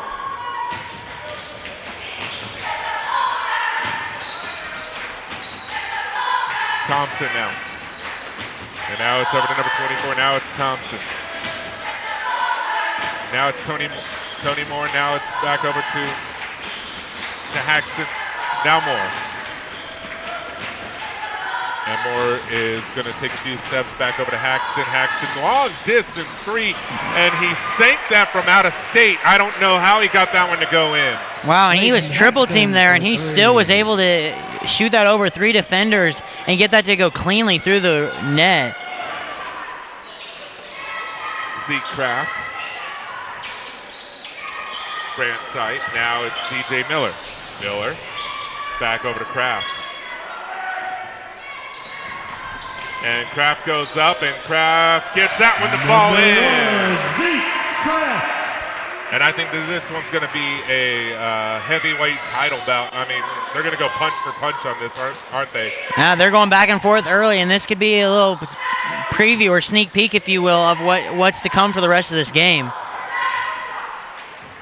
Moore, up, miss. That one is collected by Sipe, and now it's over to Kraft, and now he quickly gives it over to DJ, and now it's Schrog. Schrog up, Schrog in. And good transition there by Haven to get the fast break, and for DJ to find Dalton on the cut to the basket, and for Dalton to be able to finish that. The Wildcats right now holding on to a three-point lead here. And another long distance three, that one a little bit too far away. And checking in. I don't know about you, but I'm going to guess that Haxton's going to get one try from all the way at the baseline for a three. And it doesn't look like head coach Kyle Haxton was too happy with that shot. And I don't think that's the shot he was wanting. I don't think he was wanting that shot on that possession. Nash Ray now it's all the way to Sipe. Sipe goes up. And that one's going to ping pong around, gives it back to Sipe. Sipe goes up again, misses on the shot. Oh, and DJ Miller just says, no way, I'm taking that back. Miller, three-pointer, miss.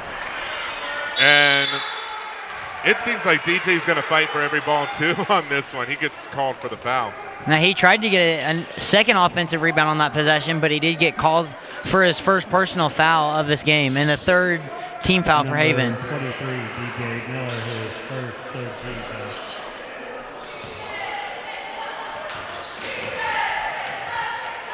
All right, down to the offensive side for the Cardinals. It's Thompson. He'll give it over to number 2. Now it's over to 42. And he's being double teamed here. And now that one's all the way over to number 3 for the three-pointer. That one bounced and did not go in, and now it's over to Nash Ray. Ray will have it. He sends it all the way to Sipe. Sipe goes underneath the basket, misses on the shot, and that one will fall into the hands of Leighton Haxton. It's Thompson now. He's going to drive through 3 defenders, and a foul is called there, and I believe he'll go to the line. And if that foul looks like it'll be on number 13, Dalton Schrog, and that'll be his second personal of this game, so it looks like he'll probably head to the bench. 14 foul. Line. 9 shooting number 1, Brandon Thompson. 1. All right, down to the offensive side for the Cardinals. It's Thompson. He'll give it over to number 2. Now it's over to 42. And he's being double teamed here. And now that one's all the way over to number 3 for the three-pointer. That one bounced and did not go in. And now it's over to Nash Ray. Ray will have it. He sends it all the way to Sipe. Sipe goes underneath the basket, misses on the shot, and that one will fall into the hands of Leighton Haxton. It's Thompson now. He's going to drive through 3 defenders, and I believe he'll go to the line. And if that foul looks like it'll be on number 13, Dalton Schrog, and that'll be his second personal of this game, so it looks like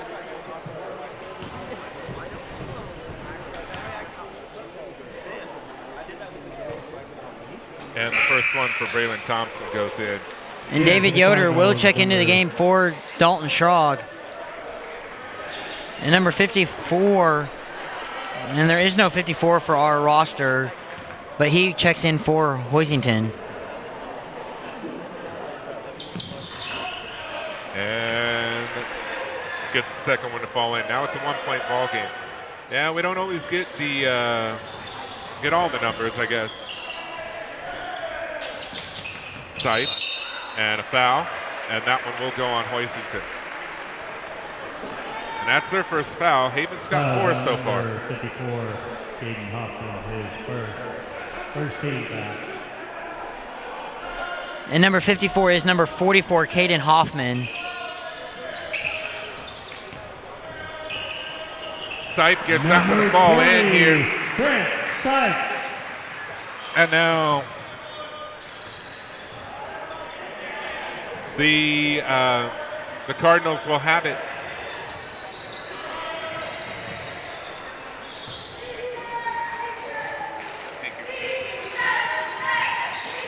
And now it's Hoffman. Hoffman goes up, block on that one, and now the Wildcats. No, not a block. It was a foul. Fouls on number 20, Brent Sight, his first 15 foul. On shooting 2. And that's already the 5th team foul for Haven, so they've got to be careful here. We didn't see many fouls in the girls' game here. Not at this point. And the first one does go in for Caden Hoffman.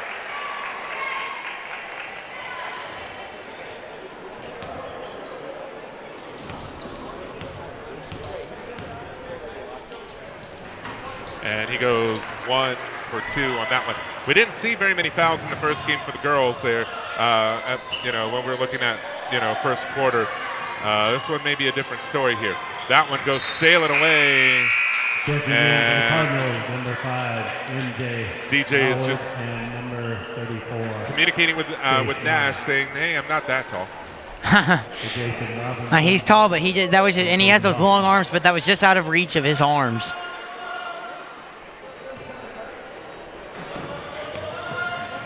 Thompson, Haxton, back to Thompson. All the way down, and before number 2, Steiner could get that, or could land on his feet, he got 2 points. Miller down to Kraft. Kraft gives it over to Yoder. Yoder up, and a miss. But the putback by Sight on that one, and that'll give the Wildcats the lead once again. And a good awareness there by Brant Sipe to know that that shot wasn't going in, and he was able to grab that before any of the Hoisington players were, and able to tip that back in and give Haven the lead back.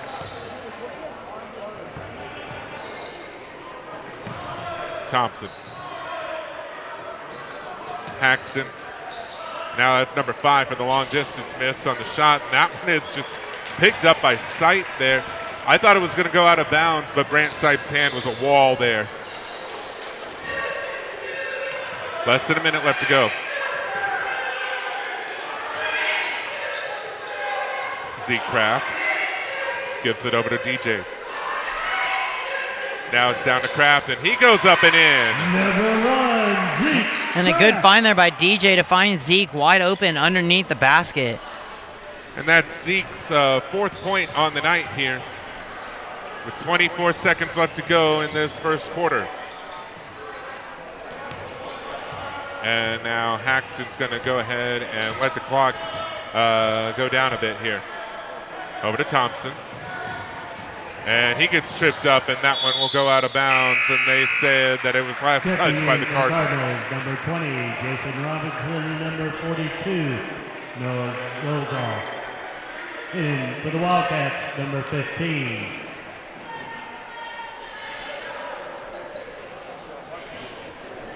Trayton Yoder checking in for the Wildcats for David Yoder.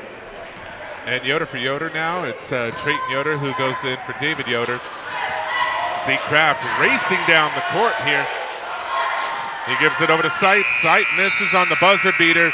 Doesn't matter though. The clock strikes zeros. The Wildcats right now have a 4-point lead. It's 15-11 at the end of this first quarter. Garrett, what are your thoughts on that first quarter? Very high-paced and energetic first quarter. Haven came out firing early, then Hoisington just punched back and was able to come back, get back into this game, and they're only down by 4 right now. So we'll just have to see how the rest of this first half will go. It's a heavyweight matchup right here. We're going to take a quick break, and we'll see you guys when we get set for the second quarter.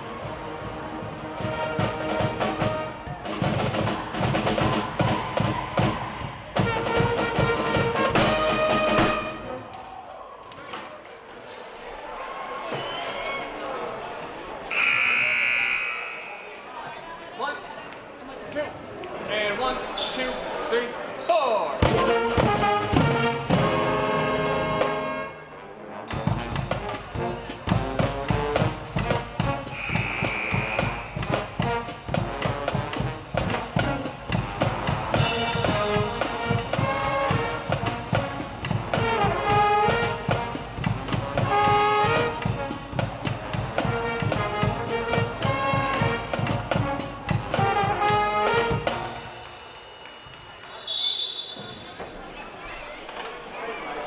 All right, start of the second quarter here, and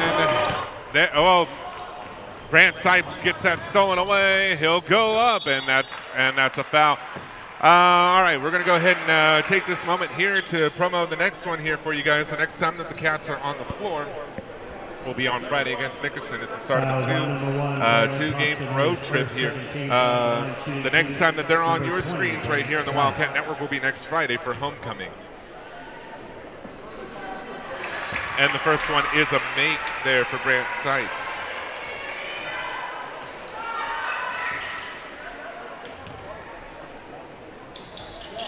And he misses on the second one. Homecoming is going to be pretty big here. You know, it always is. It's one of the two games that you always want to win. Of course, you want to win every single home game, but those are the two most important games. As I've said before, homecoming and senior night. And then, of course, if you host, you know, sub-state, that's also one that you want to win, too. All right. Cats now, they have it. It's Nash Ray over to Trayton Yoder. Back down to Nash Ray. Nash goes up for 2. And that one rolls out. Now it's picked up by the Cardinals. It is Thompson who has it. He's going to run it down, and then he gets stopped by 3 Wildcats there. It's all the way over to number 20, Jason Robinson. Now it's over to Haxton, and Haxton will go ahead and reset, and he gives it back over to Thompson. Thompson, long distance 3. And, Thompson, I mean, they haven't gotten all of them. But, man, you got to wonder, if you're covering the perimeter, how much more room do they have? Yeah, Haven's got to learn. Haven's starting to learn early that Hoisington's not afraid to shoot those deep threes, so they got to get into the shooter's face and get their hands up so they can't shoot those long-range threes.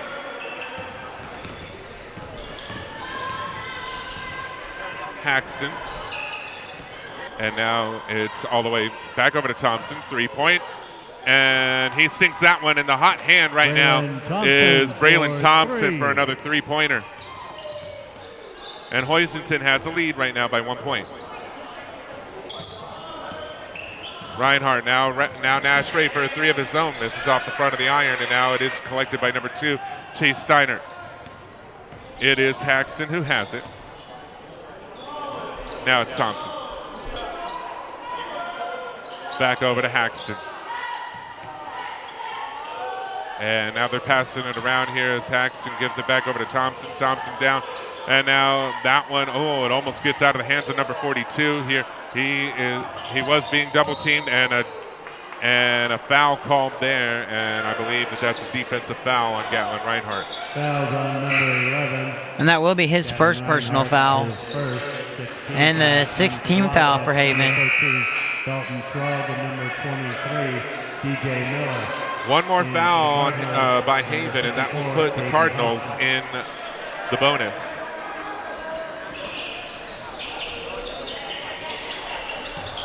All the way over to Steiner. Now Haxton, distance on that one. And a make 3 on that one there. Layden Haxton for And 3. right now, the Cardinals are just having their way from three-point land. It's now over to Steiner, and Steiner goes up, and he'll sink that one. And I think that's their first non-3 in a little while, but it's still another point, a point to their name here, 22-18.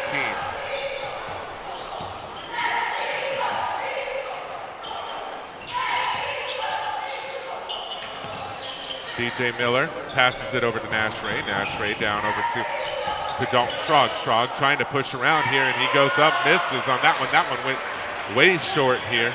And now it is Braylon Thompson. Thompson covered by 2. Wildcats takes a shot, misses, and it's collected by Dalton Schrog. DJ Miller now. Over to Trayton Yoder. Down over to Gatlin Reinhardt. Now it's Schrog. Schrog gives it over to Ray. Nash Ray. And a miss on that one.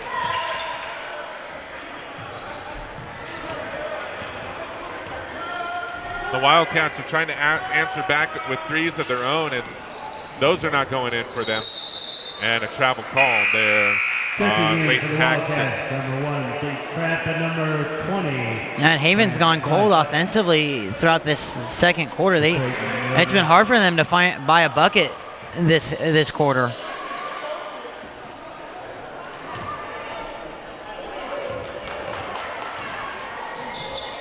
Oh, Grant Sipe almost lost that one, but it's collected by Zeke Kraft. Kraft down to Gatlin Reinhardt. Very creative on the pass. And that is going to be a foul on Hoisington. Gatlin Reinhardt gets the bucket, and he'll go to the line to shoot for the old-fashioned 3. 13 foul. Checking in for the Cardinals. And that'll be number 54, Caden Hoffman's second personal foul, so he'll head to the bench. And that's only the 3rd team foul for Hoisington.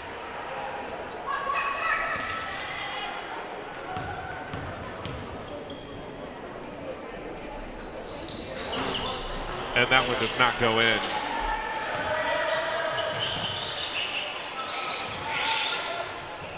Haxton, he was being double teamed there. Now it's over to Moore. Now it's down to Thompson, back to Moore, over to Haxton. Steiner, Moore. That one is tipped, that one is taken away, and now the Wildcats will have possession.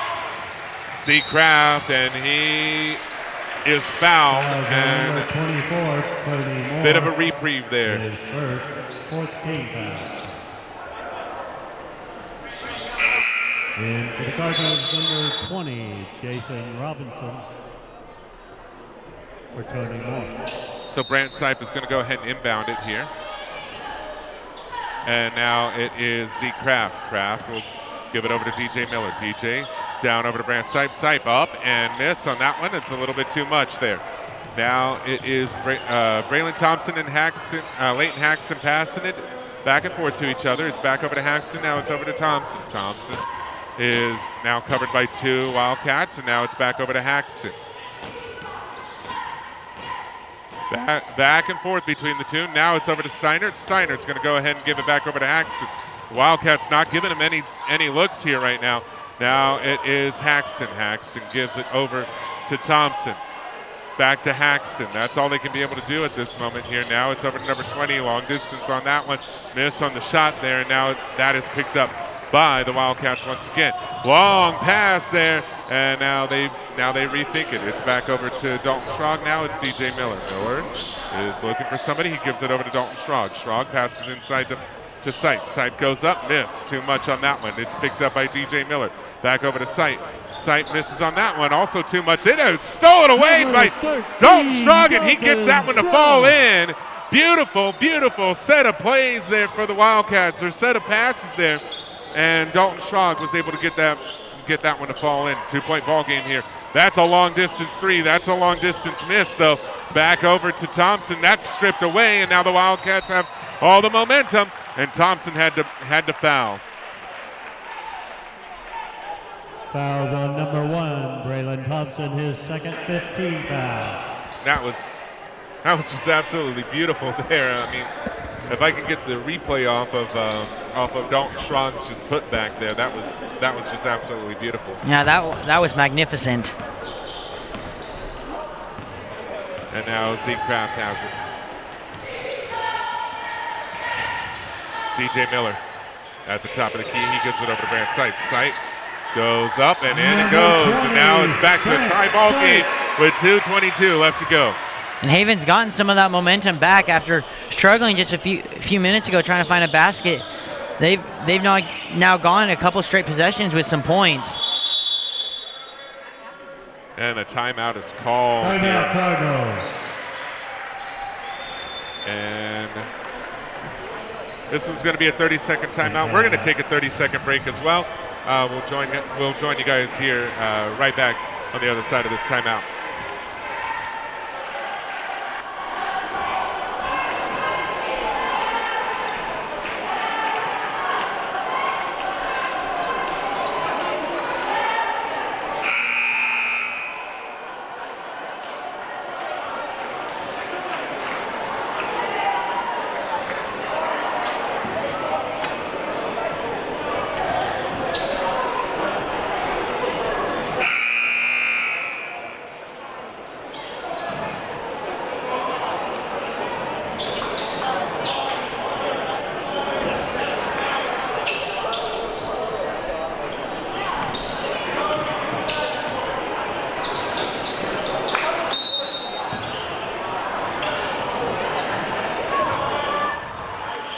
We're back here, and it's as you said, the Wildcats having momentum at this moment. I mean,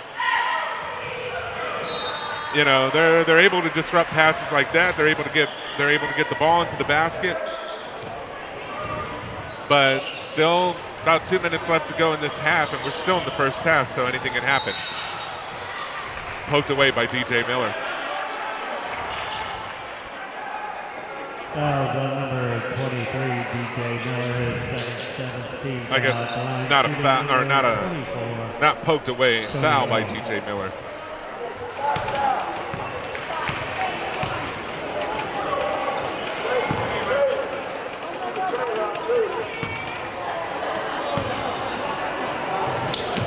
And the first one is a miss there. Now the Wildcats will have possession here. Zeke Kraft, he's got it. He'll look for Trayton Yoder. Now it's all the way back to Zeke Kraft. Kraft is looking for a friend. Finds one in DJ Miller. Miller back to Kraft. Now Kraft will drive. Gives it over to Schrog. Schrog will give it over to Miller once again here. Now he'll drive. He'll go in and he'll give it back over to Schrog. Schrog! Bang! Dalton Schrog hits the three. Dalton Schrog. And man, the big man with the big three. I think I can say shades of Wyatt Carmichael. That one is a name we haven't heard in a little while. Yeah, that's kind of a secret to his game, that he can shoot outside if he needs to.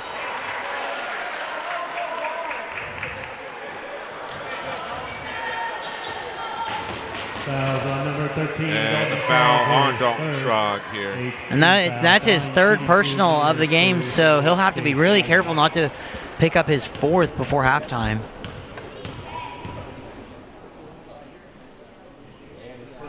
And the first one for Chase Steiner goes in. And it looks like Dalton Schrog will take a seat on the bench. He'll probably sit out the rest of this half here. And Steiner goes 2 for 2, making it a one-point ball game here as we are a minute away from halftime. Zeke Kraft. He gives it over to Gatlin Reinhardt. Now it's back over to Kraft. Kraft trying to direct traffic here.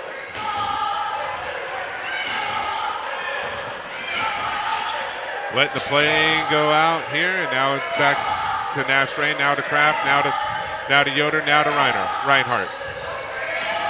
And then Kraft.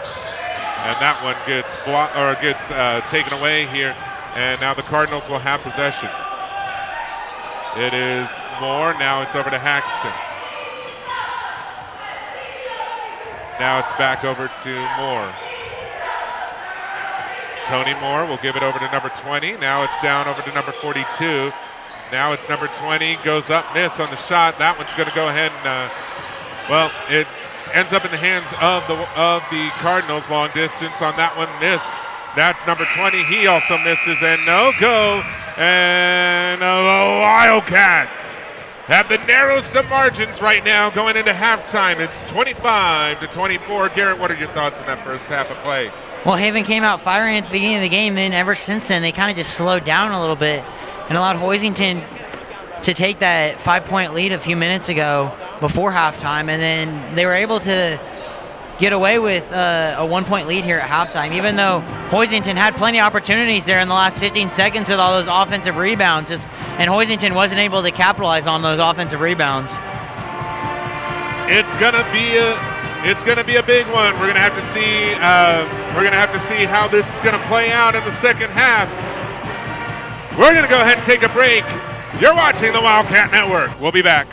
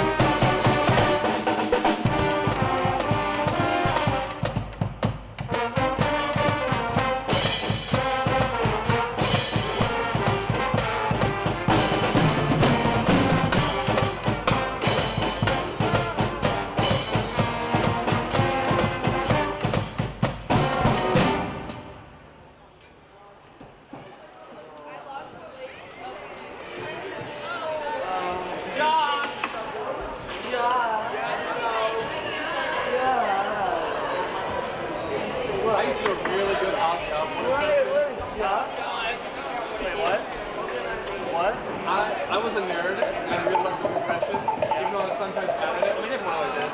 Yeah, but I used to love it. Hold on, I gotta clean my face. Wow, it's great here. Stop, whatever you're doing. I know.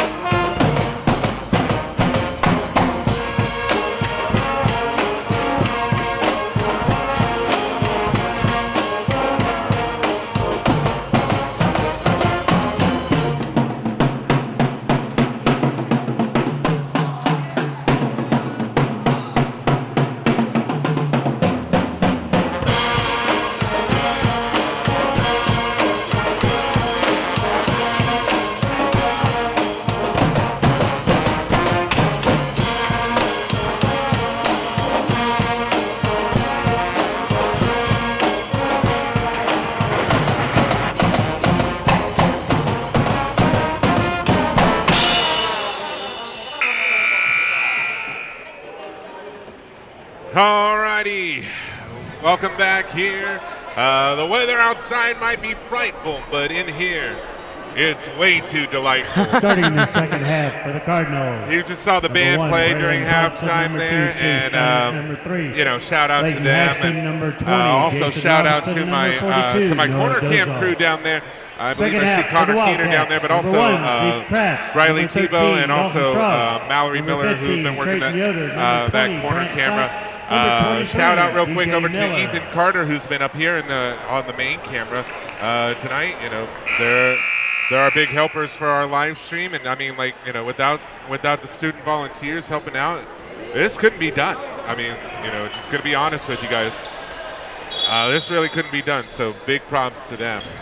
All right, third quarter is underway now, and Garrett, you know, that was a good first half, but like you said before, the Wildcats, I mean, like, you know, I think that first one did fall in there. Nope, foul on Brandside. On number 15, Trayton Yoder, or on Trayton Yoder, sorry.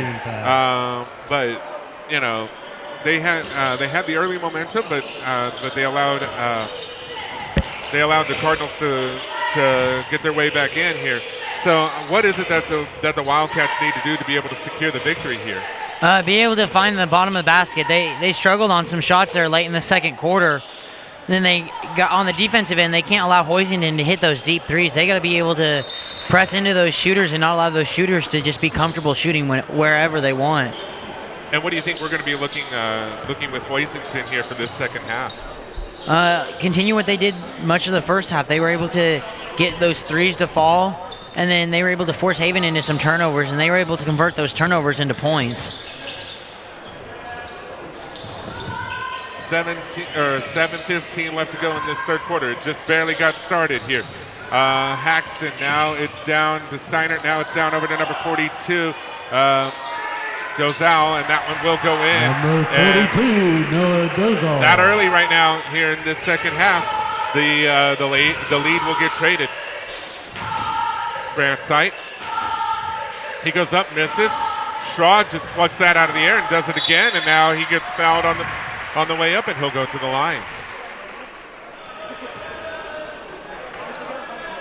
I had to double check and make sure that he was going to go to the line. I said that earlier, and it wasn't a shooting foul. And that foul was on number 2, Chase Steiner, his first personal of the game, and the first team foul for Hoisington. And the first one sees nothing but net for Dalton Schrog.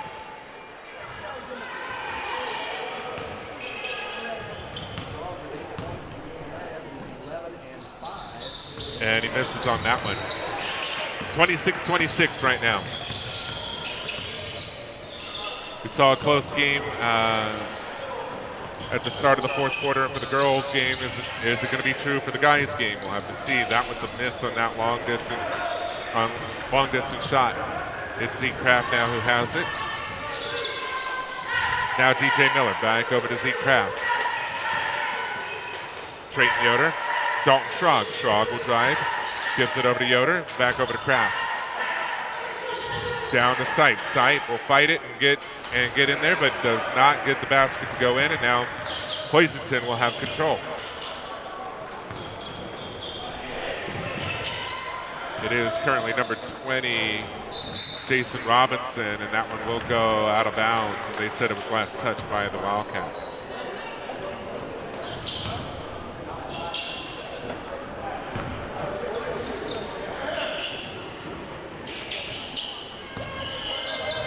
Thompson passed it over to Haxton. Now it's back over to Thompson. Now it's Haxton. Now it's all the way down to 42. He goes up blocked, and that one will go out of bounds. And a good block there by Dalton. And he had to shift over and help Trayton out, or else that probably would have been a basket for Hoisington. And Dalton did a good job rotating over and blocking that shot. Paxton for three, miss as it hit the back, and a foul is called there, and that will be a foul on Hoisington here, and now Brandon Sight number 42 goes all will inbound it. Second team foul.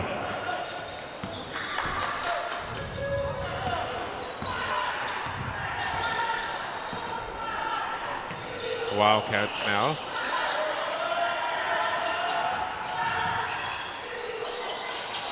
Dalton Schrog, he goes up. He'll miss on that shot, and it's picked up by Dozal.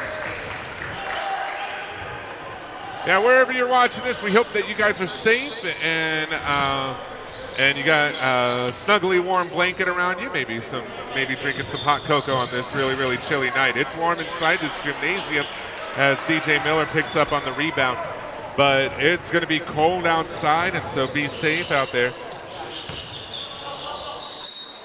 Schrog will not get the basket there. It's a foul on the floor. And that foul was on number 42, Noah Dolise. DJ Miller for three, and a miss on that one. We do want to give you a quick reminder too, if you are a part of the USD 312 community. I believe they did call it this afternoon. The school classes are canceled for tomorrow, so just wanted to give you guys that heads up if you did not get that message earlier. So yeah, really cold outside. Be safe. It's supposed to snow all night and all day tomorrow. Seacraft, he got it off the inbound, and now it's over to Trayton Yoder. Yoder to DJ Miller. And now back over to Kraft.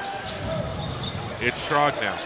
And miscommunication there. Checking in for the Cardinals, number I don't think 24, Yoder knew. I don't think Yoder thought the ball was going to go over to him. Yeah, he was going to screen, and Dalton had already passed Trayton the ball as soon as Trayton went to screen. So just a little bit of miscommunication on their part.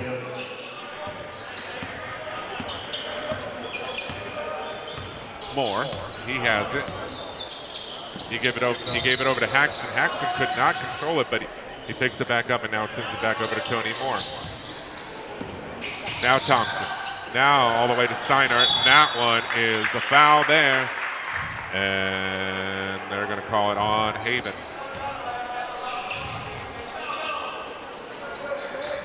Not only a foul, a shooting foul. Fouls on number 13, Dalton Schrog, his fourth, second team foul.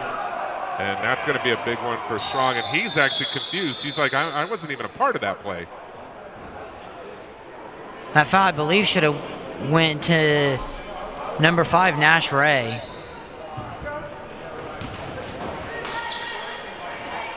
Foul was on number 5, Nash Ray, his first. And they did get that corrected. Because that would have been Dalton's fourth, and Paramore was not going to be happy with that. The first one falls in for Steiner. The official and Dalton are just trading laughs there, so all is good. Pleasantries, that's the word that I was looking for. That one does not go in here, so it's a one-point ball game right now. Nash Ray, he's got it. He'll give it over to DJ Miller. Miller now gives it over to Sight. Sight goes up and sinks that one, and now it's a one-point lead for the Wildcats. Sight.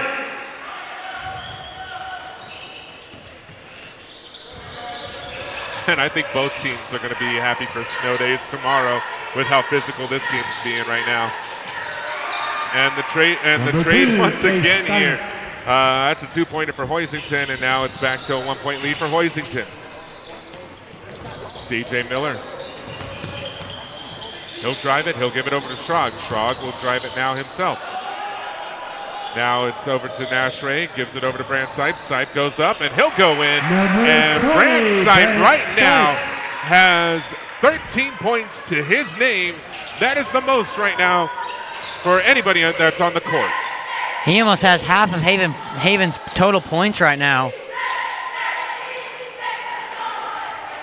Haxton down over to Thompson. That one is no go on that one, and DJ Miller will collect it. He'll go across the stripe here. And they call him for the travel there. In for the Wildcats. One too many 11, steps on that one before he was able to stop. And number 45, David Yoder for Dalton Schrog. And Schrog's going to take a bit of a break.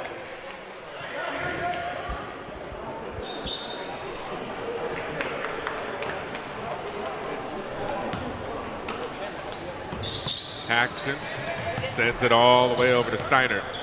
Now it's back over to Haxton. Now it's Moore. And he sends it back. The Wildcats. That defense right there not allowing anything past the perimeter here as that one goes out of bounds. Last touch by the Wildcats.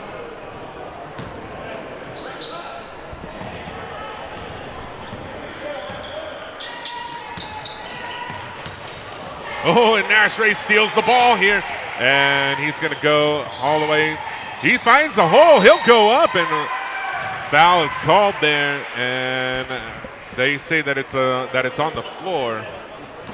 And that foul will go against number 3, Leighton Haxton, his first, and the 4th team foul for Hoisington. Number 20, Jason Robinson, number 54, Caden Hoffman. If they didn't foul him, Nash Ray was going to have an open lane to the basket. Like he saw that and he was like, yeah, I'm going for it.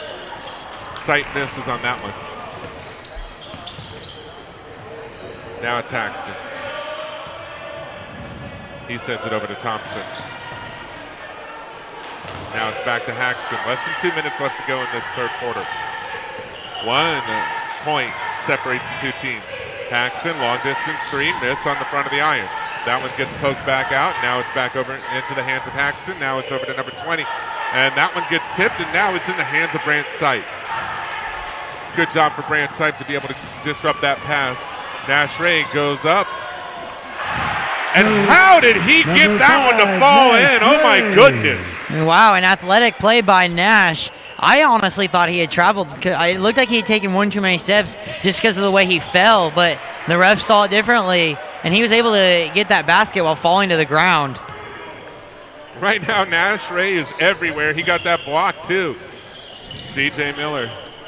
That one gets passed around there, or ping-ponged around, as I like to say sometimes. That was last touch by the Cardinals as it went out of bounds. In for the Wildcats, number 1, Zeke Kraft for DJ Miller.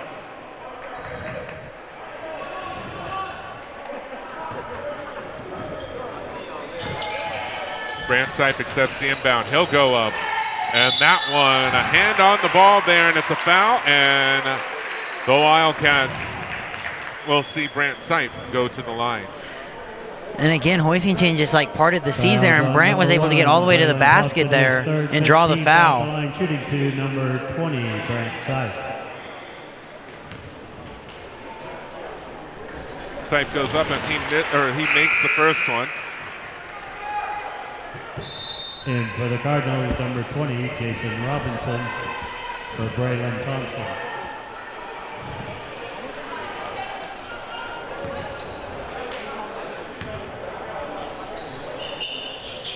And he misses on the second. Less than a minute, about 50 seconds left to go in this third quarter.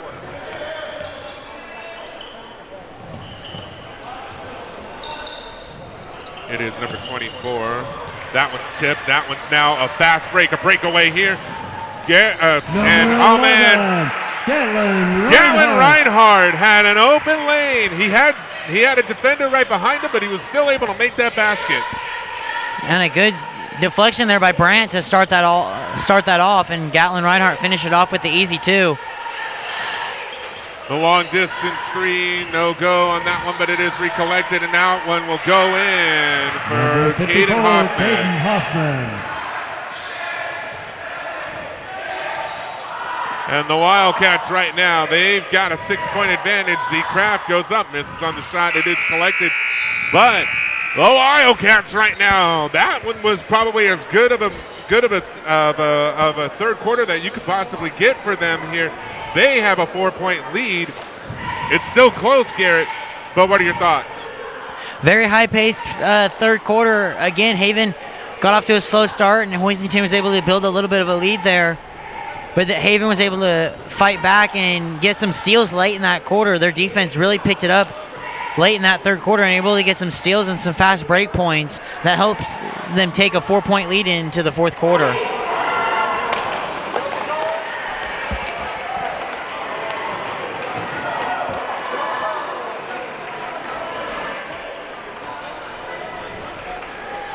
Fourth quarter of play about to begin here momentarily. And just like with the girls' game, I mean, not even to start the fourth quarter, but the girls' game started off as close as you could possibly get. This is probably as close as you can get as well here at this moment. So I guess I'm going to ask you the same question that I asked it right after halftime. You're the Wildcats. You've got 8 minutes left. What do you do to be able to secure the victory on this one? Can't have any turnovers here down the stretch. Turnovers will be costly. And then you got to be able to get some stops on defense. You can't allow Hoisington to hit those deep threes like they have most of the game. Fourth quarter underway now. Taxton. It's down. Oh, and Dalton Strog just picked that one, and Gatlin Reinhardt lost that one. Couldn't control the pass on that one. There's a good look there by DJ. Just Gatlin just couldn't. It just went a little. It was a little too hard for Gatlin, and he wasn't able to catch that cleanly.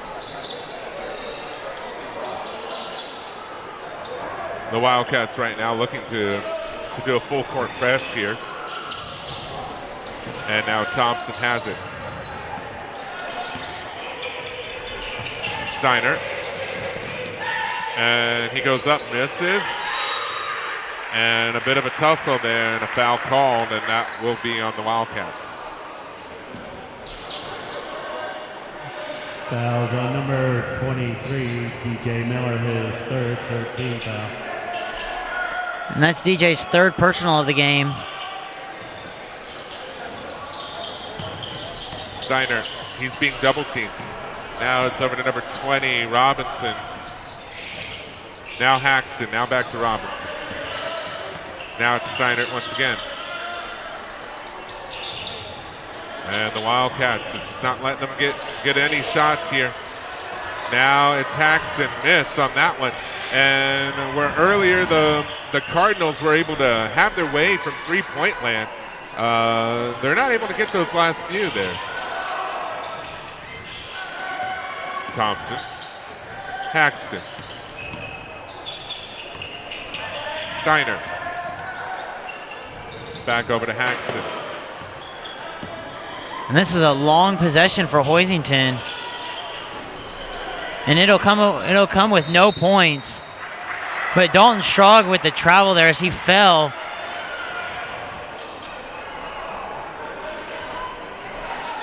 And so the possession, I guess, continues with just one small hiccup for the Cardinals here. And if you're Haven, you got to get a stop here and get a turnover here because your defense will get tired. Strog was able to poke that one out of bounds.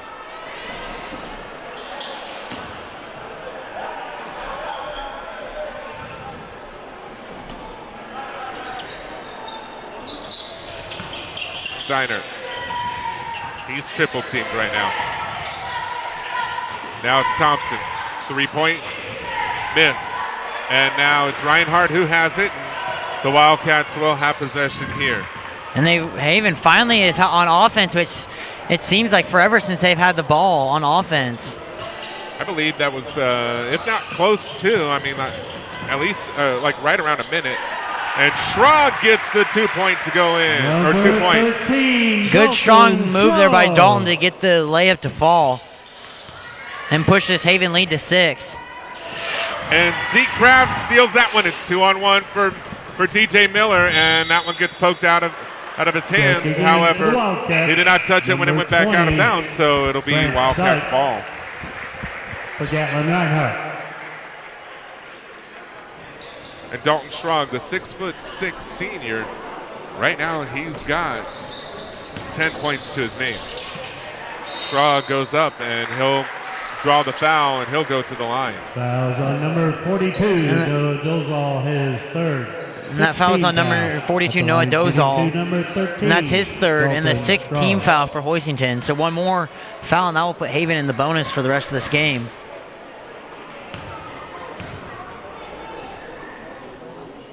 And the first one goes in for Strog.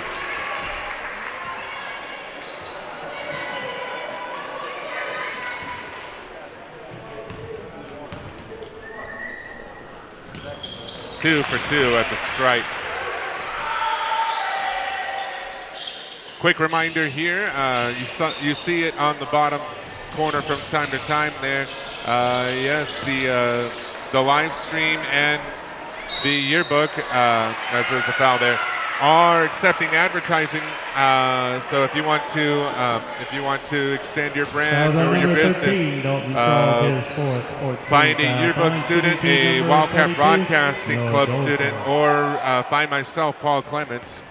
We'll get you started on how to sponsor a live stream next semester or next year, or this year's yearbook. First one falls in. For the Wildcats, number 11, Gatlin Reinhardt. For Dalton Strog. Strog collected his fourth foul there, so he's going to be on the bench for a little bit.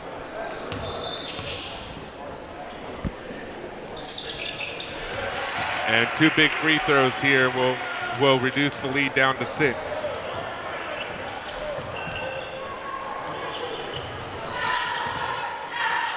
And DJ Miller, he gets it, he goes up, misses on the shot there. Now it's Thompson now attacks in for the Cardinals, and now Haven's gonna go on a full court, or on a 3/4 court press there. And they're still pressing here. And now it is Thompson, now it's Steiner. Back over to Thompson. Thompson will drive, that gets poked out of his hands, it's a foul though. And it's in the act of shooting, so he'll go to the line and shoot 2. Fouls on number 1, Zeke Kraft, his first. And that's only Zeke's first personal foul, so he's not in foul trouble just yet. But that will be Haven's 5th team foul of this half.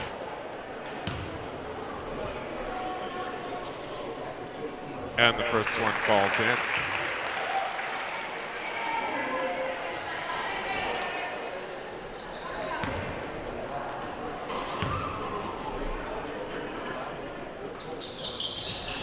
And Thompson goes 2 for 2 at the line, and a timeout is called here. And so now the Wildcats, they see a 4-point lead here. It was a bigger lead. It's now diminished. You know, each team's going to use this timeout for their own benefit here. What do you think Lonnie Paramore is going to use this timeout for? To get his team refocused here, be able to maybe tell him to run some clock off here on this offensive possession. Just make sure you get a good shot, a 100% shot, and make sure you have some good passes here, because you don't want a turnover that leads to 2 easy points for Hoisington. Just a quick reminder here, the next time that the Cats are on the hardwood after tonight, it will be on Friday at Nickerson. They start a 2-game road trip, I guess you can say. And then, because they'll be over in Nickerson, and they won't be at home until next Friday. And that game will be against Lions. It is homecoming, and it'll be right here on the Wildcat Network.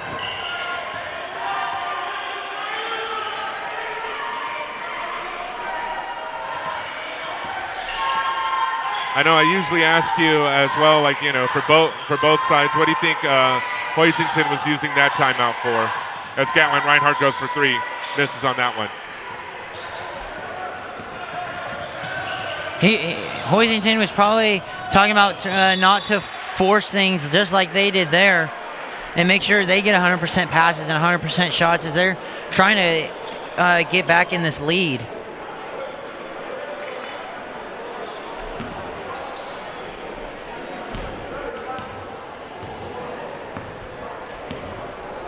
Zeke Kraft now after the turnover. He'll drive, he'll give it over to Brant Sipe. Sipe waits, and then he gets fouled, and that's going to put Haven into the bonus. And from here on out, Any foul that is not an offensive foul Number 42, will put Noah Dozal, the Wildcats fourth, at the line for a 1-on-1. Shooting to number 20. And that last foul was on number 42, Noah Dozal. And that'll be his fourth, so he's got to be careful because one more and he'll foul out of this game.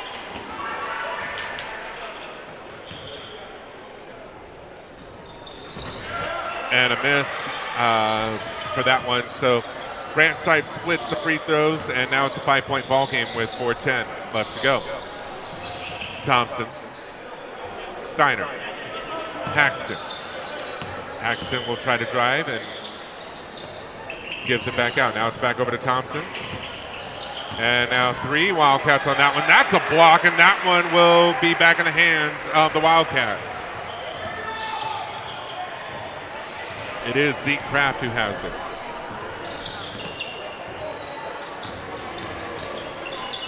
Now it's Trayton Yoder. And a timeout is called. Timeout, Wildcats. And I believe that that is the first timeout for the Wildcats in this game in general. And, you know, to be able to call it this late, that's got to be, that's got to be refreshing to know that you have 5 timeouts to use in the fourth quarter. Yeah, they haven't had to use one yet. There have been a couple times where I thought Coach Paramore was going to call one throughout some of the first half, but he never did. So he has all these timeouts to use at the end of the game. Quick look at the band here real quick with 3.5, a little over 3.5 left to go.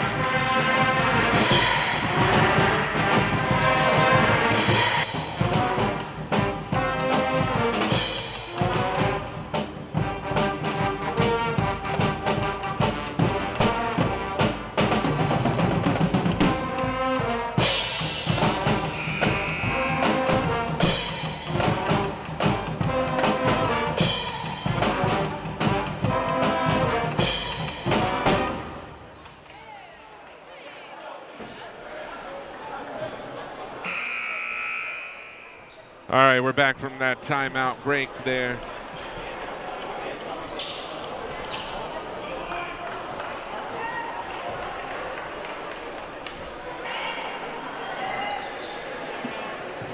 And the closer that this game gets to the end, the more afraid I am of looking outside.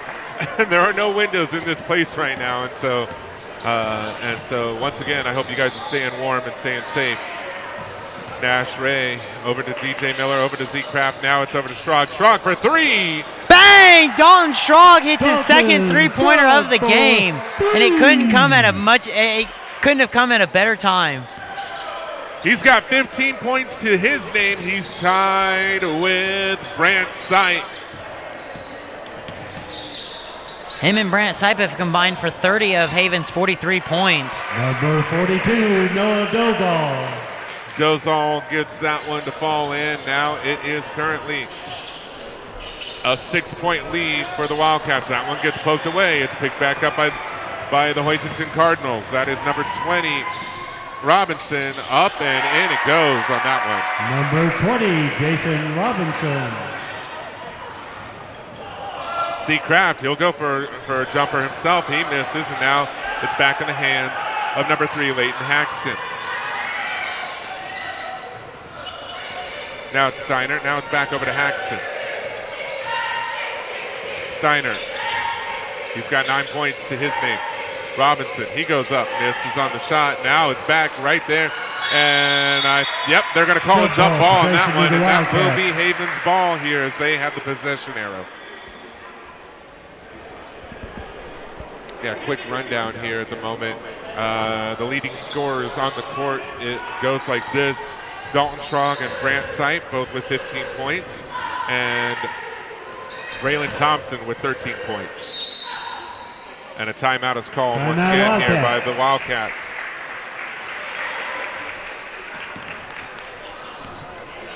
So you got to believe right now.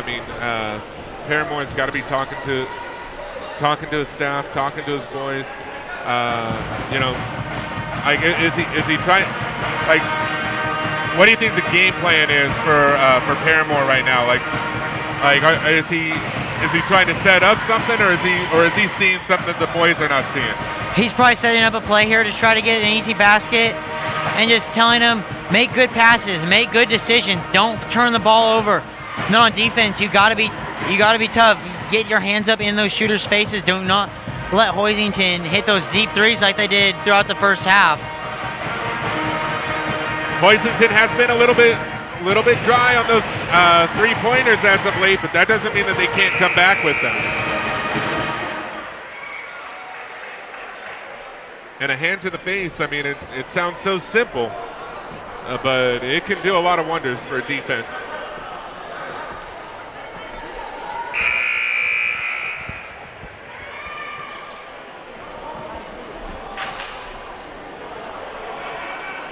.205 remaining here as we come back from the timeout.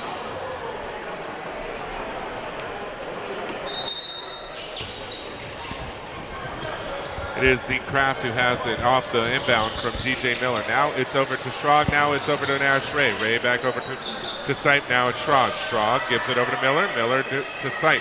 They're dancing around right now on the perimeter here. And now it's Ray. Now it's Miller down to Sipe. He gives it over to Nash Ray. And then they're back over to the perimeter here. And they're quickly passing this thing here. And they're making Hoisington's defense work really hard here. It doesn't look like they're trying to score just yet. They're just trying to get the ball around and make Hoisington's defense tire out a little bit. No points on that possession there, and so now Hoisington will have a chance here. It's Robinson, and it's Kraft with the foul on that one. 20, And that's something you can't Robinson. afford if you're Haven. Zeke Kraft knew it too as soon as he hit him.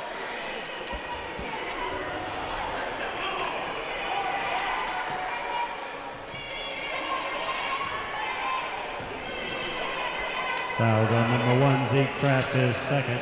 16th out the line, shooting number 20, Jason Robinson. And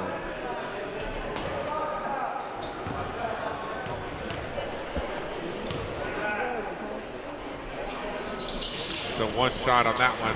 That's up, miss, and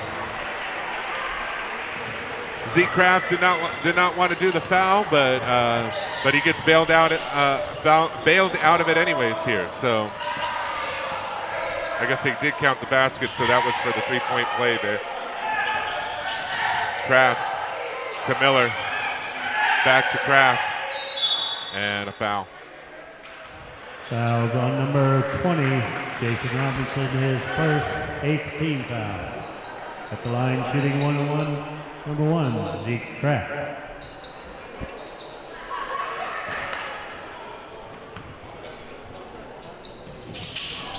And Zeke gets the first of the 1-and-1s. And that was a big free throw because now it pushes it to a 3-point game.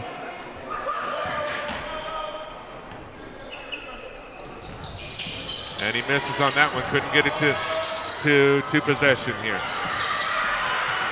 And I think that one was almost a wayward pass there. Haxton did a no-look pass overhead, and he didn't have to pay the price for it, so foul called on the Wildcats there. Fouls That on will number put 23, DJ Miller, his And that's fourth, DJ Miller's 17th foul at the line, shooting 4th foul, so he has to be number careful 1. here not to foul because he is a key piece that Haven needs the rest of this game. And the first one is good. 2 points, both teams are now in the bonus.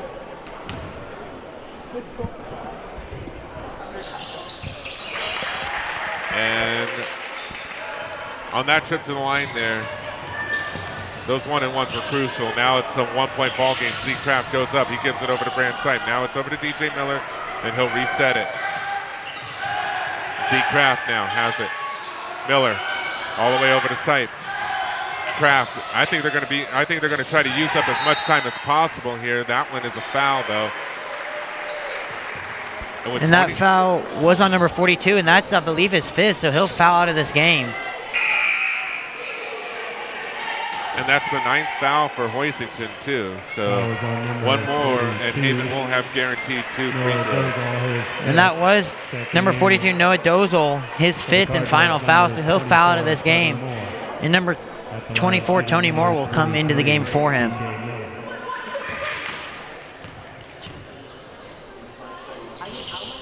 And that one is a miss. And now Hoisington will have the chance to maybe get the lead here with 20 seconds left to go. And a timeout is called by Hoisington. Oh man, oh man. Timeout Cardinals. That clock says 16.8 seconds, but my mom, if she's watching, she's going to smile at this. She has constantly told me that 16 seconds can mean like 16 minutes in basketball. Yeah, these last 16 seconds could take us 10 minutes easily. It's happening other high school games, it happens in college games, and even in the NBA. It takes, just because it says 16.8 seconds doesn't mean it's actually going to take 16.8 seconds. It could take another 10, 15 minutes. And with the game this close, I mean, they're going to use up as much timeouts as possible. They're going to foul each other. I mean, this game ain't even close to being over yet. And Haven cannot let anything easy, and they cannot foul either. So they've got to have their best defensive possession right here. If Haven is to take this ball away, then that could be it. I mean, Hoisington would have to foul to stop the clock, and then I mean you'd be looking at 2 guaranteed free throws. This game really hinges on this possession right here. The biggest possession of the game for both teams is going to be right here.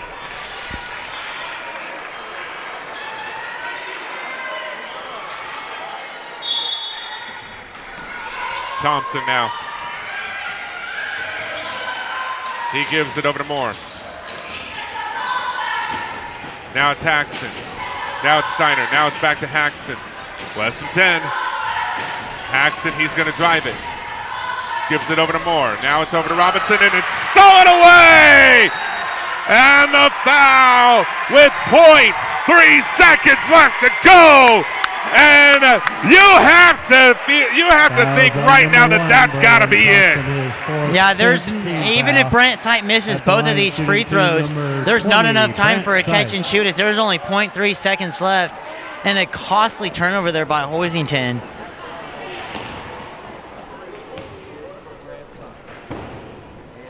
And the first one falls in. One more, and this game will be iced.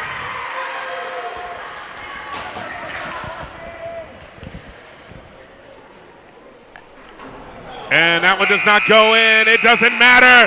The Wildcats come out victorious. And can you believe in a snowy night here in Haven, Kansas, your Haven Wildcats will come out heated and hot with a 45-43 victory. Garrett, that one was a close one. I think my a few gosh. people now don't have fingernails. Yeah, my heart was racing there. I don't think Brant Sipe was expecting that ball to come right to him on that final possession. Congratulations. That was to the big. Wildcats. What are your thoughts on the game as a whole there? Great game by both teams. We called it from the start. It was going to go back and forth, and it did, with Haven fortunately coming out on top. Oh, man. Just as we said before, there's one more game this week. They're going to go over to Nickerson. They're on a road trip on Tuesday night, too. And then they're over at, and then they've got homecoming right here 1 week from Friday. It's against Lions. Big night for the Wildcats here. It was a good win. It was a good victory. I feel like I'm missing a few other things here. Oh yeah, remember that tomorrow, no school over here for USD 312. All right, any final thoughts, Garrett? Just a great game by both teams. Unfortunately, the girls couldn't come out with a win, but the guys were able to. So good game by all 4 teams tonight. It was a good game, and it's now over, and everybody's going to go home and drive in the snow for a little bit. Try to beat the brunt of the storm before it fully hits. Oh, yeah. All right, I'm going to go ahead and do the last shout-outs here on behalf of everybody that was involved. I had Connor Keener, Riley Tebow, Mallory Miller. I had Ethan Carter, Garrett Reese, and myself. Thank you to everybody. Thank you to USD 312, and we'll see you guys on homecoming night next Friday night. Be safe, be warm. We'll see you then. Good night.